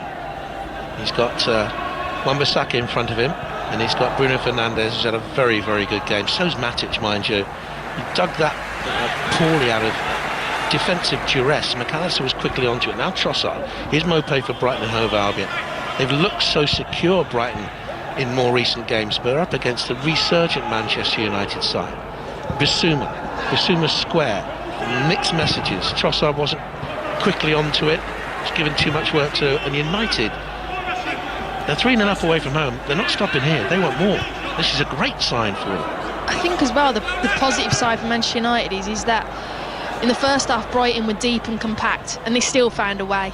Now Brighton have gone and tried to attack more, and then they've still found a way in the counter-attack. They're finding different ways to score goals and against teams. If someone's low blocking them, they can break them down. If they're going for them, they can hit them on the counter-attack. Sign of a good team. You have to find a way, and Manchester United are finding ways now, which is really, really exciting. In this Manchester United side, I've worded that wrongly. In Manchester United red tonight, who has scored most goals this season playing wherever he's played? Is it Martial with 19? Is it Rashford with 19? Is it Greenwood with 13? It's not. It's Bruno Fernandes, who has 21 goals this season for Sporting and Manchester United from a midfield position. He's an absolute joke. When I was in the break, I was thinking, if I was a manager or a coach and I had a number 10 I was working with, I would clip, what touch that is by Wan-Bissaka, by the way, I would clip everything on Bruno. He's an absolute unbelievable 10, because he comes out at 10 sometimes. When you're against opposition, you have to find pockets of space, and sometimes when you go narrow, you have to peel out wide. Sometimes when they're compact and deep, you have to go run short and run. He's got just everything. He's so intelligent. So if any kids want to be the best number 10, go and watch Bruno Fernandes. His movement and intelligence, and then the finishing tonight. I'm absolutely enjoying it. It's an absolute pleasure for me to watch him tonight. 8 minutes gone in the second half. Brighton Hove Albion 0, Manchester United 3. 2 for Fernandes. Greenwood got the first, and they have looked super tonight, Manchester United. And they are adventurous. They're scoring goals for fun. And I'll mention Paul Pogba in a minute, because I think he's played a big role tonight. Here's Trossard for Brighton now on the counter, looking for big Dan Burn down the left-hand side. In comes the cross, and it's scooped up on the edge of the 6-yard area by David De Gea, and that's the first time I think David De Gea has fielded the ball in free play in the game. It's been that dominant for the home side, for the away side I should say. It was a great ball in. Dan Burns broke down his left-hand side and he's whipped it. And it's a good area. Connolly just wasn't there. He's just a yard off, and it would have been a simple tap in. But it's more positive from Brighton. That's the type of balls he wants, especially with the height of Maupay and Connolly. Whipped in low, so he can just get little touches on. He was just unlucky there. It would be Brighton's heaviest home defeat of the season, and Leicester came here and won 2-0, but they don't do 0-3s at home, Brighton, and they have looked more secure of late. So Manchester United's performance, we can put it in perspective, has been superb. At one stage we thought we were going to have a superb performance and a great point for Luton at Leeds. What's the situation there, Conor McNamara? Leeds 1, Luton 1. Both goals have come in this second half. Harry Cornick put Luton in front. Stuart Dallas equalised for Leeds just after the hour mark. Bamford's had Leeds' best chance since then. He couldn't direct his far post header properly. We've 7 minutes to play. Leeds 1, Luton 1. They go 4 points clear with 6 to go, but West Bromwich Albion would have a game in hand. How about Wigan against Stoke City then? Tom Gale. Wigan 3, Stoke 0, Jonathan, on 85 minutes on the clock. The home side have been class throughout, thoroughly deserved. Stoke have been dreadful. Wigan 3, Stoke 0. Had taken with 50 points, Wigan, and I think they won't admit it, but I think they'd be almost safe on 50. I can't see too many of the teams below them reaching 50, not enough anyway. So that's a terrific performance from them. Stoke will be very much in peril. And former Wembley finalist not so long ago when Tony Pulis was manager, and in Europe as well, and people said no, we want to go to the next level, we want a different style of management, but look where they are now. And I'll tell you, one of the people who will be most pained by that is Mr. Pulis himself. He'd hate to see Stoke struggling, because he retains a love affair with that club, and the chairman, I can tell you. 10 minutes gone in the second half here, and Manchester United lead at the Amex by 3-0. Burn into Basuma. Now Trossard. Look at the United players hounding Karen. 3 around him. Pogba was one, Bruno Fernandes the other, and Wan-Bissaka was the other. I mentioned Paul Pogba. What have you made of his performance tonight? I think he's been unselfish, and I think he's done a hell of a lot of work. He has. He's been a team player. He's done his job, and that's what he needs to do. I think him and Matic have been quality. They've just kept possession, kept it moving, defensively done their job very, very well. I think they make a really good pairing, and they allow Bruno to go and express himself. And you've got to remember, Pogba's been out for a very, very long time, and he's finding his rhythm, but he's very, very good, and he's only going to keep building his fitness. You see him there, nice little forward pass. What I like about him, like I said, he's always trying to find that forward pass, which is the old Manchester United way, which Ole Gunnar Solskjaer will really, really like to see. They always played the old Man United in the 90s, forward, forward, forward. And it was what Phil used to say to us as well, be positive, play forward. You can see that's what him and Matic are trying to do. I'm referring to Phil Neville there, the manager of the Lionesses in the summer of last year, to the World Cup semi-final, where had VAR not denied them a goal, had a penalty gone in, I think they would have beaten the greatest team ever seen in the history of women's international football, the USA team, and that would have been some story. Now here's Trossard in towards Maupay, better from Brighton. Connolly, left-hand side. He lifted his eye as he went to cross the ball back into Maupay, and therefore the ball ran a little bit too far off his left foot, and as he angled it in, it was too near the goalkeeper. It's good feet from Trossard, turned, found it into Maupay, set Connolly, and he's just got to have that composure there. It's got to take your time, pick out another pass. It's better from Brighton, finding the feet of their tricky, technically gifted players. Pop and move it around the Manchester United team. Had a good start under Ole Gunnar Solskjaer, then they went off the boil, inconsistent, but they are now reaching their highest levels of consistency under him. If they have an Achilles heel, it is their away form. They've only won 4 of their 15 Premier League away games this season. The fewest away matches won by the Red Devils in the Premier League is 5, set in 2010-2011. They'll equal that tonight, barring a Brighton miracle. And they've got a free kick here, and Trossard was dragged down by Pogba, who, when you say he's sitting there with Matic in a defensive midfield pairing, Pogba hasn't actually sat. No. He's moved forward, he's contributed, he's created space for Bruno Fernandes, so they can work together, can't they? Really, really well in tandem. Oh, definitely, and I think Bruno likes to play in that 10, so he's naturally ahead of him. But where Pogba's strength is, he's because he's got such a powerful run, he picks up late runs and he just steams past everybody, you know, with that long stride, and that's where the gap's open, that's where he goes. McAllister with a free kick for Brighton, disguised round the corner. Trossard hits it to the far post. That's the closest Brighton have come. Coming in at the far post was Lewis Dunk, but it was whipped with such pace that it just beat the Brighton captain as he got through to that far post. That's a good set piece routine by Brighton, and deserved better perhaps. Oh, it's a wonderfully worked free kick.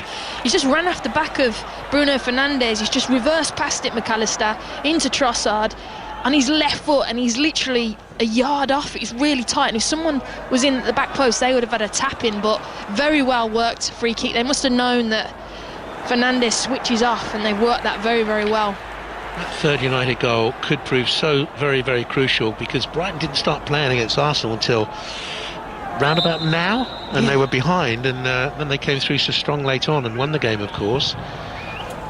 Manchester United clear up then towards Martian, centre circle, 5 live from the BBC, winning by 3-0. Shaw pounding the turf, gets away from McAllister, who couldn't go with it, but he scuttled in to block Rashford's path down that left hand side. So Rashford pulled it back to Matic, and he has Pogba available just outside the centre circle. It'll be really interesting to hear what Ole Gunnar Solskjaer says about Pogba tonight, because I think he's played an unsung, unselfish role, and he's been creative, he's been disciplined.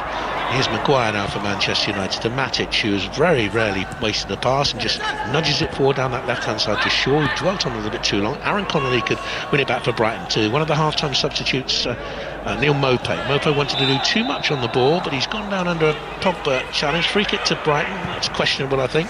Now it's Bissouma away towards the right hand side, and Martin Montoya down the line then to McAllister, who's got free here, he's in behind for Brighton, measures across, sits it up to the far post. Trossard on the big right foot volley, slams it virtually back out to the corner flag, but getting more of the ball and a little more adventurous now, Brighton. 3-0 down, mind. They are, but I think maybe this game may have gone, but it's about getting the confidence and the principles of play for the games coming up. You know, that's where they've got to work on it and learn from the mistakes from the first half and get better and get into the rhythm now for the next game, perhaps.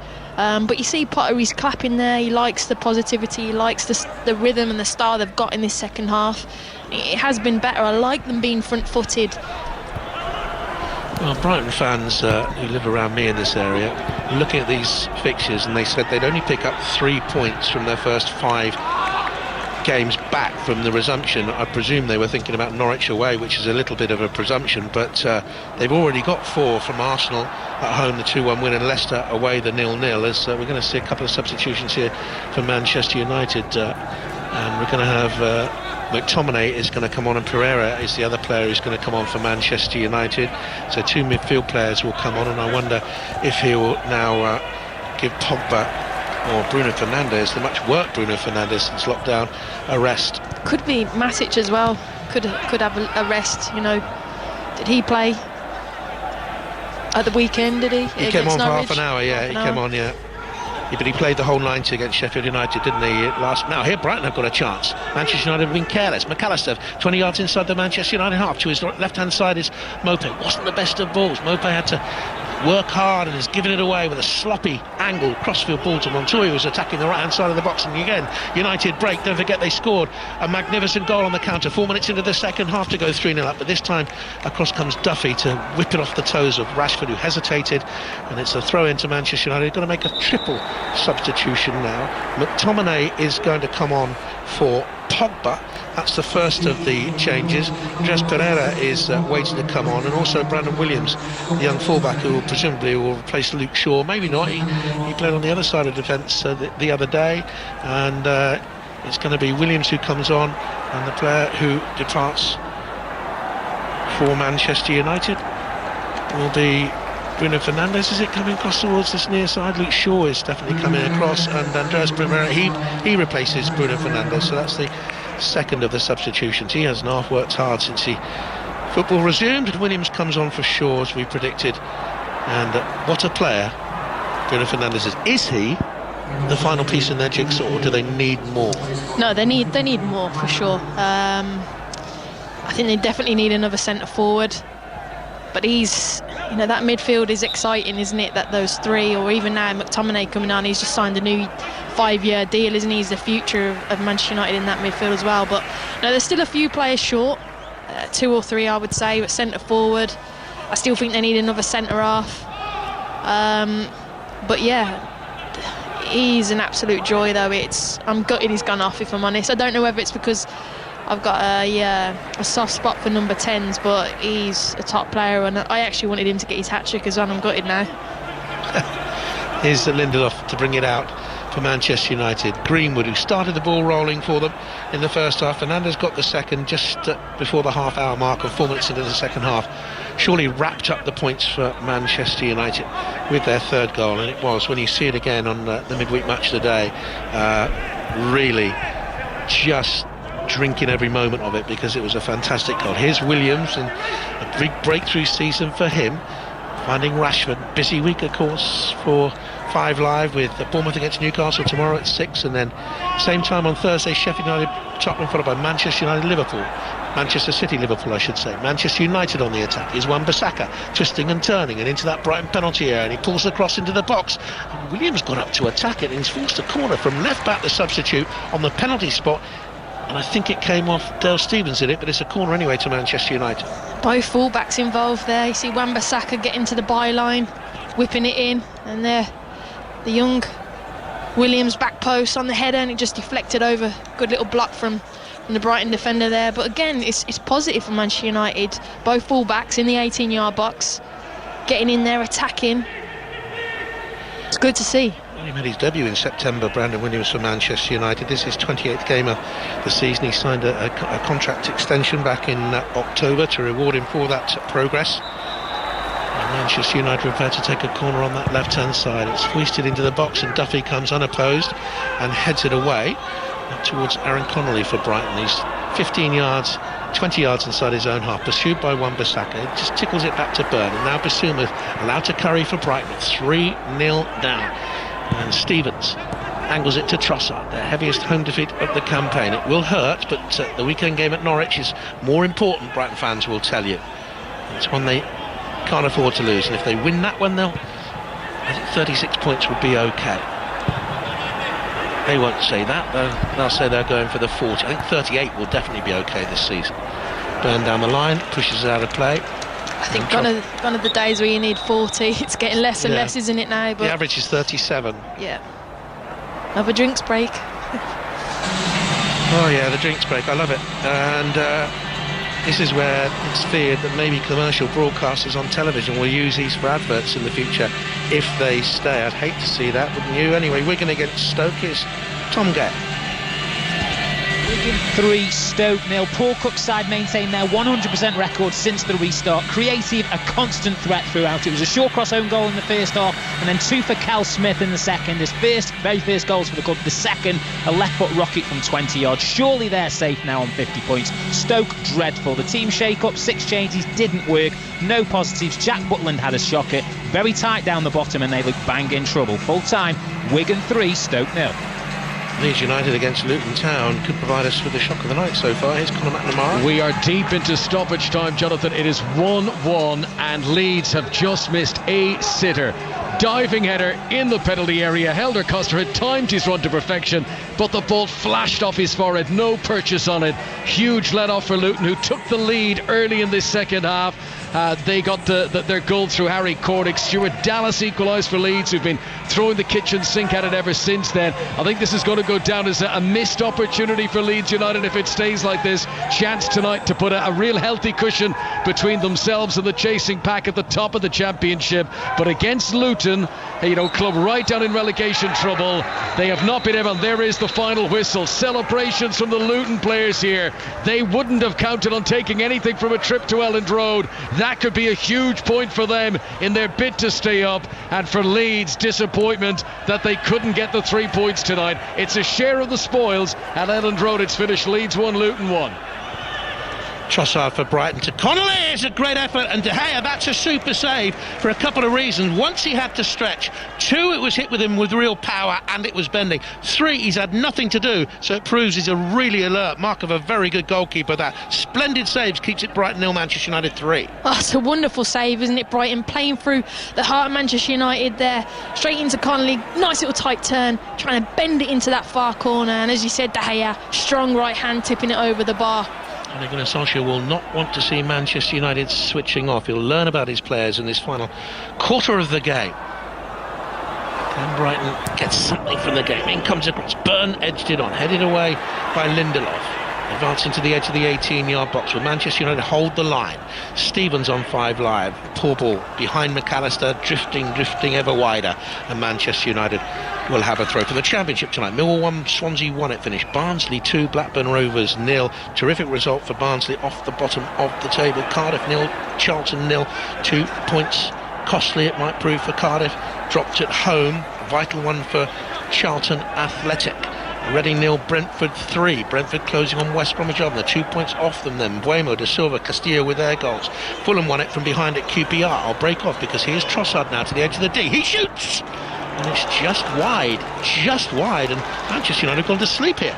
They have. Brighton. Trossard's causing all sorts of problems. He's coming in, and that's that bit of individual skill and brilliance, technicality he's got. He's coming in, one little step over, chops it back on his right foot, and just literally a yard out there. Good little opportunity there for Brighton, but Manchester United need to wake up, because yes, the game potentially might be done, but if you're Manchester United now and you're Harry Maguire and De Gea, clean sheet mentality. They've had clean sheets for the last couple of games, haven't they? And it's about getting that clean sheet. It's standards. It's what Liverpool would want. It's what been Manchester City's Achilles heel. If you want to go to that next level, it's about clean sheet mentality. Mopé for Brighton, centre circle. Behind him is Stevens, holding possession as Pereira comes in, tries to win it back, but Brighton just bypass him. And now Mopé. Stevens once again having a look. Looks to the right, nothing on. Glances over his left shoulder, then prods it out to Montour on the right-hand touchline. Angles his foot to send it down that line, looking for McAllister. It's won back by Manchester United effortlessly, really. And Maguire, Matic combine, and here's Greenwood on that left-hand touchline now for Manchester United, who have made those 3 changes with McTominay and Pereira and Williams coming on. Brighton made the 2 at half-time. Trossard and Mopé coming on for them. Top of the Championship, by the way, tonight. Leeds 75 points, West Brom 71, Brentford 69 and Fulham 67. Pressure on West Bromwich Albion then, who have a game in hand, and Nottingham Forest, they also have a game in hand. They're 3 points below Fulham in the table. Getting very, very interesting there, though. And that's an opportunity missed by Leeds United today. Not to button down promotion, but certainly to give themselves some breathing space. It's going to be a throw to Manchester United on their left-hand side. Don't forget Sunday here, by the way. We've got 4 games for you. Burnley, Sheffield United, Newcastle, West Ham, Liverpool, Villa and Southampton against Manchester City coming all well on 5 Live, where Rashford picks up possession now for Manchester United. 19 minutes to go. Red shirt untouched. Silver grey boots. Wonderful talent. And really generous and deep-thinking individual. We've seen that over lockdown, and I think he's changed many people's opinion of footballers, let alone the young Manchester United player. And United have possession then on 5 Live with Harry Maguire to the left-hand touchline. They're playing well within themselves. United straight down the line by Green. He's come from offside, Martial. That's a free kick for Brighton, and a little bit of moment for reflection on them from Karen Carney with 18 minutes to go. Where did Brighton go in the game here, Karen, do you think? I think since the break I know the goal absolutely killed them, but it was just a wonderful goal. If you get the opportunity to see it later on, it's a wonderful goal. But Brighton been a lot more positive, really good, enjoying the movement. Trossard coming in field, more pace, stretching Connolly. It's definitely more their style this second half. I think the first half was too negative, putting centre players out wide. It's not really the Brighton way, and this has been a bit more positive. Get your attacking players on, go forward. They've had opportunities the second half, they just haven't hit the target. But you're going to play Norwich coming up, that's the way you've got to play, I think. Be positive, get the intricate players on.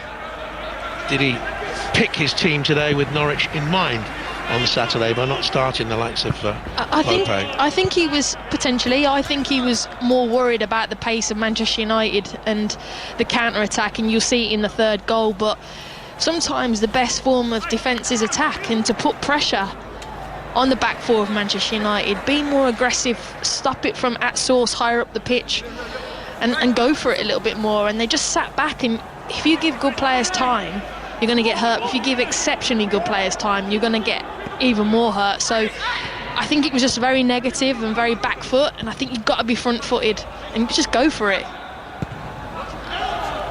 United had possession. Lindelof deep inside his own half. The ball actually wasn't an accurate one. He had to turn and trot back into his own half. United have it. Manchester United. Wan-Bissaka in towards Pereira then.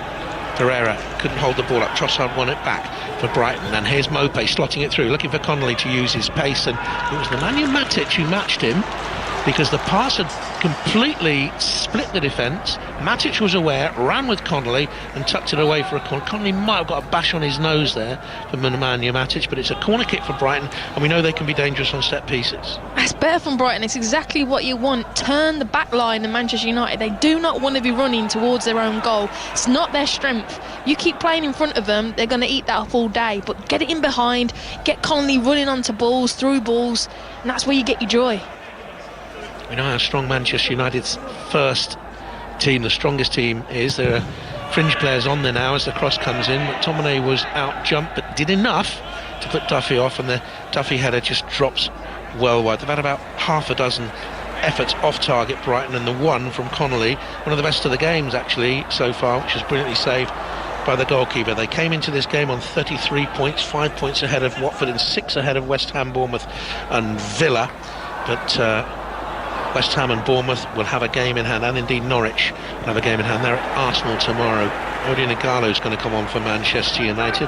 Down below us, he's just going through a couple of stretches, and he's been a good backup player for Manchester United since arriving from China. Brighton on the attack, Mopé on the edge of the penalty area. Trossard to the left, tried to pass it to him, comes back off, but Maguire, and Mopé hits it, and it may have taken a deflection or an awkward bounce, and again it's fine goalkeeping by De Gea. It's a wonderful save, isn't it? Again, the link-up play between Trossard and Mopé, little 1-2 give and go, comes out to Mopé on his weaker left foot, takes a deflection as well, but strong hand from De Gea to palm it away for a corner. But again, it's really positive from Brighton. They're looking sharp and lively, and you know, playing 1 and 2s with each other, and the combination play very good. Graham Potter will be cheered by this last 10 minutes or so for Brighton, certainly buoyed by it, but had they started the game on the front foot like this, what would they have got? Because they were positive against Arsenal even when they were trailing, and they weren't positive here in the first 45 at all. And I think he will have his eye on Norwich coming up, and if they take this second half performance into Norwich, you know, they're in a great position, because if they can cause Manchester United problems, they can definitely cause Norwich problems. Daniel James is also going to come on for Manchester United. That'll be their 5th substitute. Ighalo is to the right of the youngster down there below us, and they're about to come on now as Brighton played out from the back again. Duffy square across his penalty area to Dunk, and he edges it wide to Big Dan Burns, squirts it down the line. Asks a lot there of Mopé, and Lindelof comes in for Manchester United and booms it away. And Lindelof and Maguire totally dominant in the first half of Manchester United, very little to do. They've been stronger in this second half. Martial will depart now for Manchester United, and Odion Ighalo will come on. Scored at Carrow Road at the weekend. Ighalo, his 5th goal for the club, his 5th in his last 8 games, and Martial, who's been possibly the quietest of the front three for Manchester United. Rashford departs and Daniel James comes on for him. He had a spectacular start for United, having joined for £17 million from Swansea in the summer. Gone off the boil a little bit since Christmas. He's a young man, he's only 22 years of age, demanding first season when you're playing the club. The sheer size of the club. I don't think he was brought in to play as many games as he thought he would, and the manager as well. I think he would have come in and add not as many games and built his way in, and he is for the future. But obviously with certain injuries and the way Manchester United playing early on, he was forced to play him a little bit more. And don't get me wrong, he was playing really, really well. But when you're a young player, your inconsistency, you start off well, and you're not used to the rhythm and longevity of a season. So they have to look after him. But his pace, he's unbelievable, isn't it?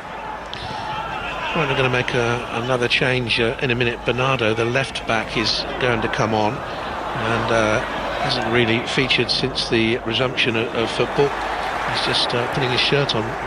He's within arm's distance. Well, not, he's socially distanced from me. Let me get that straight away. But he's only just and in front of us, in long arm's reach. And it's going to be one of the Brighton players has gone down there. Basuma's gone down deep inside his own half. Looks that could be a knock on the knee. Let's see how he did it. Karen Wan-Bissaka went on the outside of him. He came across and he got caught in the unmentionables. So he'll be all right. Then it's going to be a corner kick then for Manchester United off that deflection. 11 minutes to go. He'll be okay in a minute. I'll let you describe that one. Yeah, he's got tears to his eyes. You've got just over 10 minutes to go, and it's Manchester United well in command. And you can't judge Brighton on this. They were very good against Arsenal in the last 20 minutes. Arsenal switched off and should have shut the game down, as Mikel Arteta acknowledged. They were very durable at Leicester City, very durable at Wolves just before the lockdown. Pereira takes the corner kick, swings it away. Duffy headed it out. But you can only play against the opposition in front of you. Manchester United in that first half are absolutely exquisite at times, magnificent.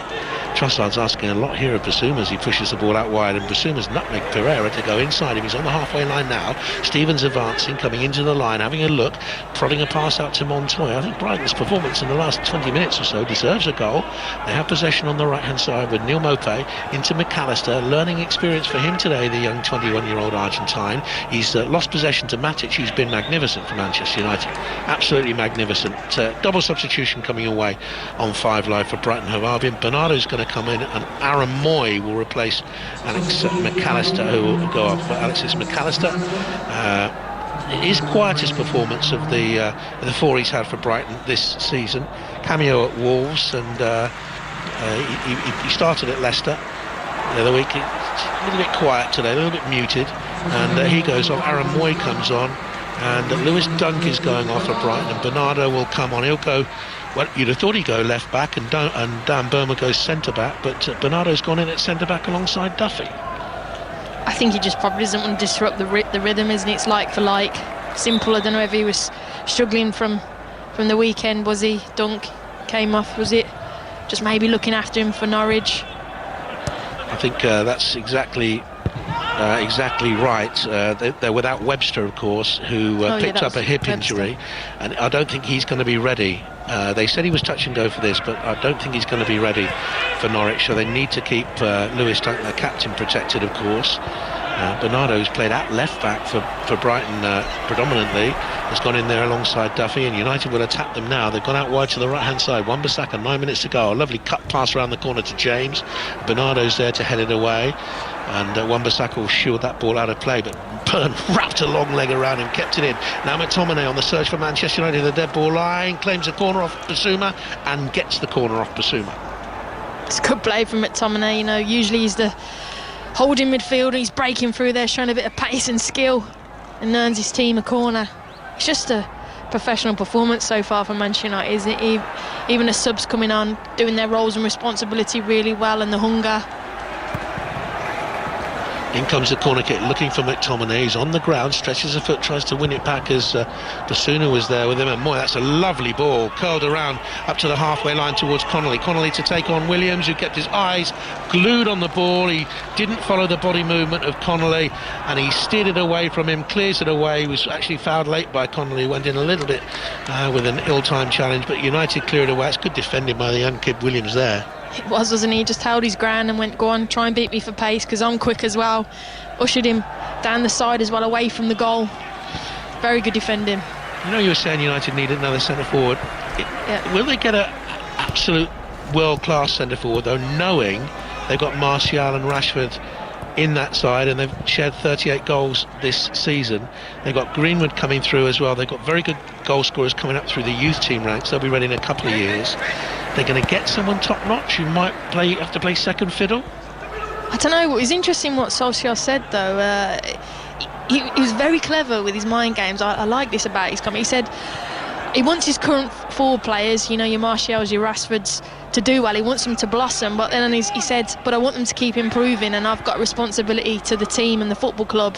If they're not doing it, I will go and find someone. Oh, McTominay said a rasp, but it's deflected, and Ryan made a very good save, moving to his right, got back to his left and saved it. That's a fine piece of goalkeeping, because it did take a big deflection, but it was a fantastic effort on goal against Manchester United again, as they look for a fourth here on 5 Live. It was a wonderful shot, come out, rebound out McTominay on the half volley. It did deflect. It was a good save from Matty Ryan. But going back to my Solskjaer point, he's dangled the carrot there, and he said, look, I believe in yous as forwards, and he's got the youth and he's got the talent, and they can do it. But sometimes they have gone off the boil, and they have to have that consistency the likes of Liverpool have had this season in their forward players. And like he said, if they're not doing it, he will go and find people to do it. Connolly nearly in for Brighton. Trossard scooped the ball over the top looking for him. He may not be on much longer, Connolly. They're going to make another substitution, Brighton, although it'll be a midfield player coming on. I say midfield player, Solly March. He's played left wing back. He's played everywhere in the midfield for Brighton Hove Albion. He's a player who's come through the ranks, local boy from Eastbourne, just down the coast. I think he was at Lewis for a little while, nearly joined Newcastle. That's given away by... Oh, McTominay's got lucky there. I thought he'd given it away, and he slumped down onto his knees, and he's got a free kick from the referee, who's had an excellent game. Andrew Mariner today. Excellent game. Just let it play, hasn't he? And he's stopped it only when he's needed to. But I'm surprised Solly March hasn't come on a lot earlier. Again, I don't know whether he's got another eye on the game coming up. All United through here, looking for James. He's got goal side of Montoya, who misjudged the clearance. He's into the penalty area, tried to bend it around Ryan, and that's a gentle save for the Australian number 1 with 5 minutes to go. And Manchester United 3-0 up. It's a tame kind of finish from James there. He was in, I think it kind of hit him on the back, which slowed his momentum down, but he eventually took it onto his right foot. But he just needed more bend and more pace in it, and it was just a comfortable save in the end for Matty Ryan. Well, I don't think Brighton fans would have expected much here against Manchester United, even though they've beaten them in the last 2 home games they faced them. I think many will be a little bit disgruntled with the team tactics in the first half as United attack them. James again advancing into the penalty area. Brighton let him come, and he got a soft shot away for the second time in as many moments, and it was easily saved by Ryan. But I think those Brighton fans will be buoyed by their performance in the last 10 minutes or so. Manchester United were 3-0 up, took the foot off the gas pedal, but here's Trossard now for Brighton, down by the dead ball line. Aaron Wan-Bissaka is there with him. Now Byrne for Brighton and Hove Albion finds Trossard, draws in McTominay, flicks it around the corner. Mopo is a little bit sluggish, and in came Pereira with the challenge, and Brighton are going to make their last substitution now, and it is Connolly who departs, and the speed with which he's departing would suggest to me he already knew that was going to happen, and March is going to come on and replace him. Maybe he was told by the manager he'd play around about 80 minutes. Off he goes, and March comes on, and it's going to be Brighton now with Basuma coming in from the left-hand touchline, and he finds Solly March. Here's Byrne for Brighton round the outside. Wan-Bissaka did enough. Good solid defending, and the referee gives the corner kick for Brighton. A little bit of a muted reaction to that from the United players.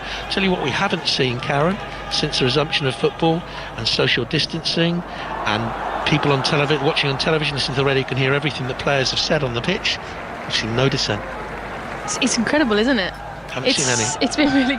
It just shows what the impact of the crowd can do, and how the influence they can influence the referee, and it's actually been really nice not to see it, hasn't it? Yeah, it's always been a feature of the women's game for me, that no dissent. Moy comes with the cross in. It's headed away by McTominay back out towards this near side. The Brighton Hove Albion left. Moy has it now for Brighton, and it'd be interesting to see what Rob Green thinks about the game a little bit later on, because he was talking about Aaron Moy beforehand, wasn't he? Whether or not he's giving enough for Brighton, who loop it over the top. Ryan's clearance caught United coming out high, a little bit late, but no, they weren't. They were bang on time, according to the assistant referee on the far side. And it's going to be a free kick for offside then, as we enter the last knock-ins of the game, with 2 minutes to go now. Unquestionably, the man of the match has to be, you would think, Bruno Fernandes. Karen, would you agree with that? Of course I do. He could have played 10 minutes and I would have given him man of the match. He's just exquisite. I'm so privileged to watch him actually live. His movement off the ball, his ability to try and win it back, dictating the play even when he hasn't got the ball, and then he's finishing tonight. You can see again why they paid so much money for him and they hunted and chased him to get him to the football club, and the difference he's made to this Manchester United team. It's unbelievable.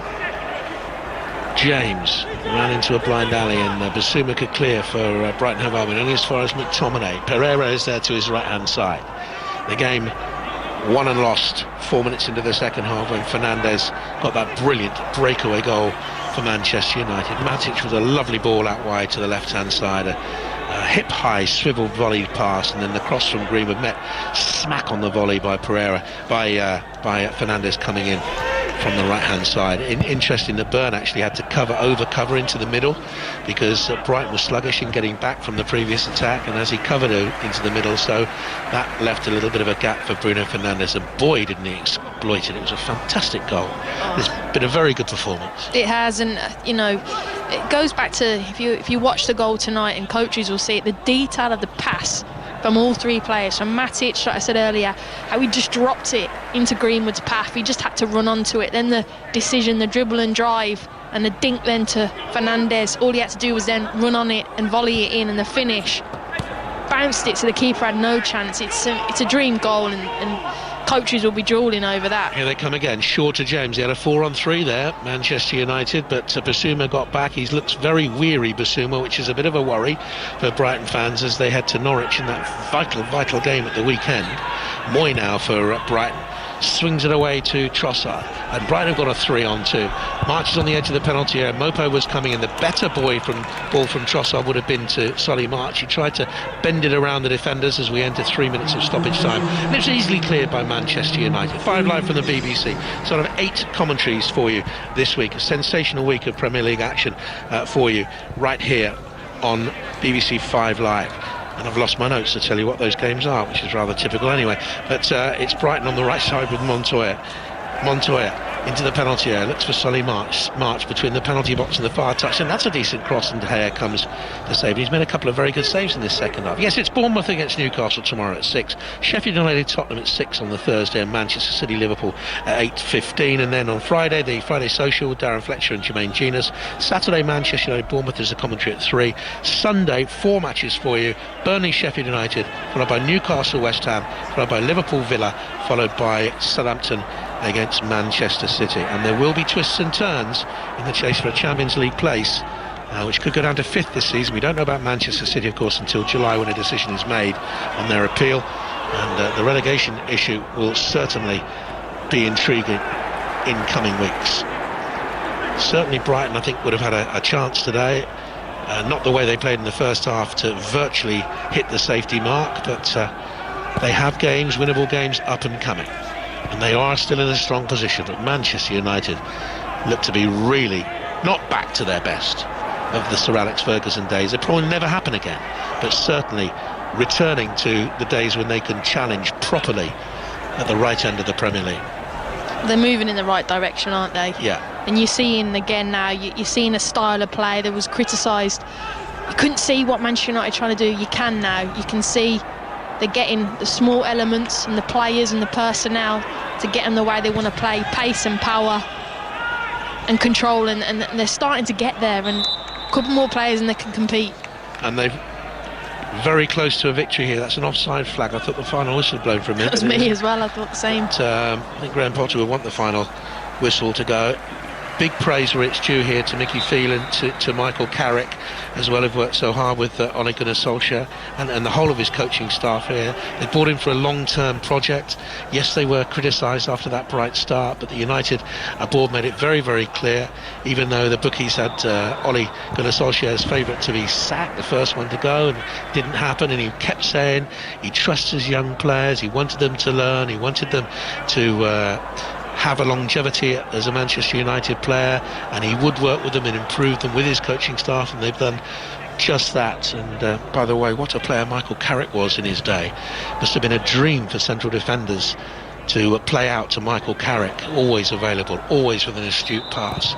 Maguire passes out for Manchester United, and that is the final whistle, and it's a setback for Brighton after their bright start from the resumption. 4 points from the 2 games, but that has been arrested tonight by a thrilling and magnificent Manchester United performance. And Karen Carney, they are well worth their 3 goals. They hit the woodwork as well. Greenwood scored the first, and then one very good goal by Fernandes, one worldie from Fernandes, wrapped it up 4 minutes into the second half. Brighton from Brighton a little bit later on, and De Gea had to make a couple of saves. There's only going to be one winner here tonight, and that's Manchester United. Yeah, from the get-go they showed how sharp they were, how they wanted it, and they were just clinical. It was a wonderful performance. Brighton very negative in the first half, but credit to Manchester United, they found a way to break that down, that block. Defensively, they didn't give them anything in behind, and they had to go out wide to get the opportunities. And then when Brighton changed and went a little bit gun-ho, even counter-attacked on them. But a wonderful performance. Individual performances were very, very good. You mentioned Fernandes, but Pogba, Matic, very, very good. You know, they'll be, what's that, 15 games unbeaten now again, Manchester United. Looking very strong. They're going in the right direction, and Ole Gunnar Solskjaer will be very, very happy with the performance on his side tonight. Well, they move above Wolverhampton Wanderers on goal difference, Manchester United. But if I was Chelsea and Leicester on their current form, I would be concerned, because Manchester United are coming for you, and they've won here tonight on 5 Live by 3-0. It's all coming together for Manchester United, and of course the praise has been flooding in for that game tonight and how their players performed. Jonathan says it's hard to think any player has made a more immediate impact in the Premier League than Bruno Fernandes. What a signing. James, hard to overstate how good that team goal was from Manchester United, counter-attacking at its absolute best, the United of old. And of course, praise coming in for Mason Greenwood, the youngster. Not only a man extremely gifted, but a man confident enough to play on strengths, a must for the next few starting 11s. So it has finished 3-0 to United against Brighton on the South Coast. Jonathan Pearce, you were watching at the Amex. Just give us the story of the game. Well, Manchester United were really in control right from the start. Brighton sat off them, they defended, they were negative, they allowed them far too much room, and United exploited it. Mason Greenwood shot them ahead on 16 minutes with a fine drive that beat Matt Ryan at his near post, but his view was obscured, and they went down that route 2 or 3 times in the first half. Pogba had set up Fernandes, who struck the post before that, and on 29 minutes they repeated it. Again, Pogba found Fernandes just outside the penalty area, and again a fierce drive beat Matty Ryan, who couldn't see, but Brighton couldn't see a way outside their own 25-yard area, really, because they were so negative, they were so defensive. They seemed to play square pegs in round holes in that first half. I don't know whether Graham Potter will reflect afterwards that he got his tactics wrong. The game was won and lost 4 minutes into the second half with one of the goals of the season. It was a brilliant counter. Brighton were on the attack. It was headed away by Manchester United to Matic, and he thigh-high swivel volley from deep inside his own half pinged 40 yards to the left-hand touchline. Greenwood had a look. Beautiful cross towards the far side of the penalty area, and Bruno Fernandes, steaming in unmarked, smacked a precious volley beyond Matt Ryan. They could have had a couple more. Ryan made gentle saves from James, and Brighton did come back into it, and De Gea showed what a quality goalkeeper he is with his hands, despite the recent criticism, when he brilliantly parried an Aaron Connolly drive away. Mopé also had a decent effort for Brighton and Hove Albion, but they were very much second best. This is a stepward in the wrong direction for them after their bright restart to English football, but they have winnable games, and the biggest of those is their next game up away at Norwich City, where they can't afford another performance like this. Manchester United, I think there are more performances like this in the bank. They won here very comfortably 3-0. Alongside me as well, Rob Green, former England keeper. And Rob, such an encouraging performance from Manchester United. Things look like they are finally coming together. Yeah, I'm sure Ole Gunnar Solskjaer sat there and said, well, give me the opportunity to put my best players on the pitch, let me allow to play them all together, and now Pogba's back playing with Fernandes. What a combination. And it gives everyone else such a lift. The way that they played in that game was, it was unplayable at times, and Jonathan and Karen were talking about Brighton being poor in the first half, but they were kind of damned if they did and damned if they didn't at times, and it was really difficult for them, and you kind of felt they just got outplayed, really, didn't they? And Karen Carney, you were at the game alongside Jonathan, and what impressed you most about the winners tonight? I think it was just their ability to find a way. I think, Brighton were deep and compact and very narrow, and they went, fine, we'll go out wide. Not giving us any space, we'll find a way. And then when they've gone and tried to go at them, they can counter-attack. So they're adding all elements towards their game. And like Rob just said, you need your best players on the pitch. And the project's starting to come together. There's still a few players off from that final finish of where they want to be, Manchester United, but like I said earlier, they're going in the right direction. And today they were aggressive, they were professional, they were classy, and more importantly, they were clinical. Mason Greenwood with a wonderful little finish, fast feet. The second goal, Fernandes coming out, played it wide, come back to him, clinical. And then the third goal, pace, precision. And again, what a finish. If you watch the third goal, it is just exquisite from back to front. It was a joy to watch, I keep saying it, but top class performance from Manchester United today. And it was, like Rob said, Brighton tried to go defensive. You're damned if you do, damned if you don't. But, when you play against good teams, they will always find a way, and that's what Manchester United did.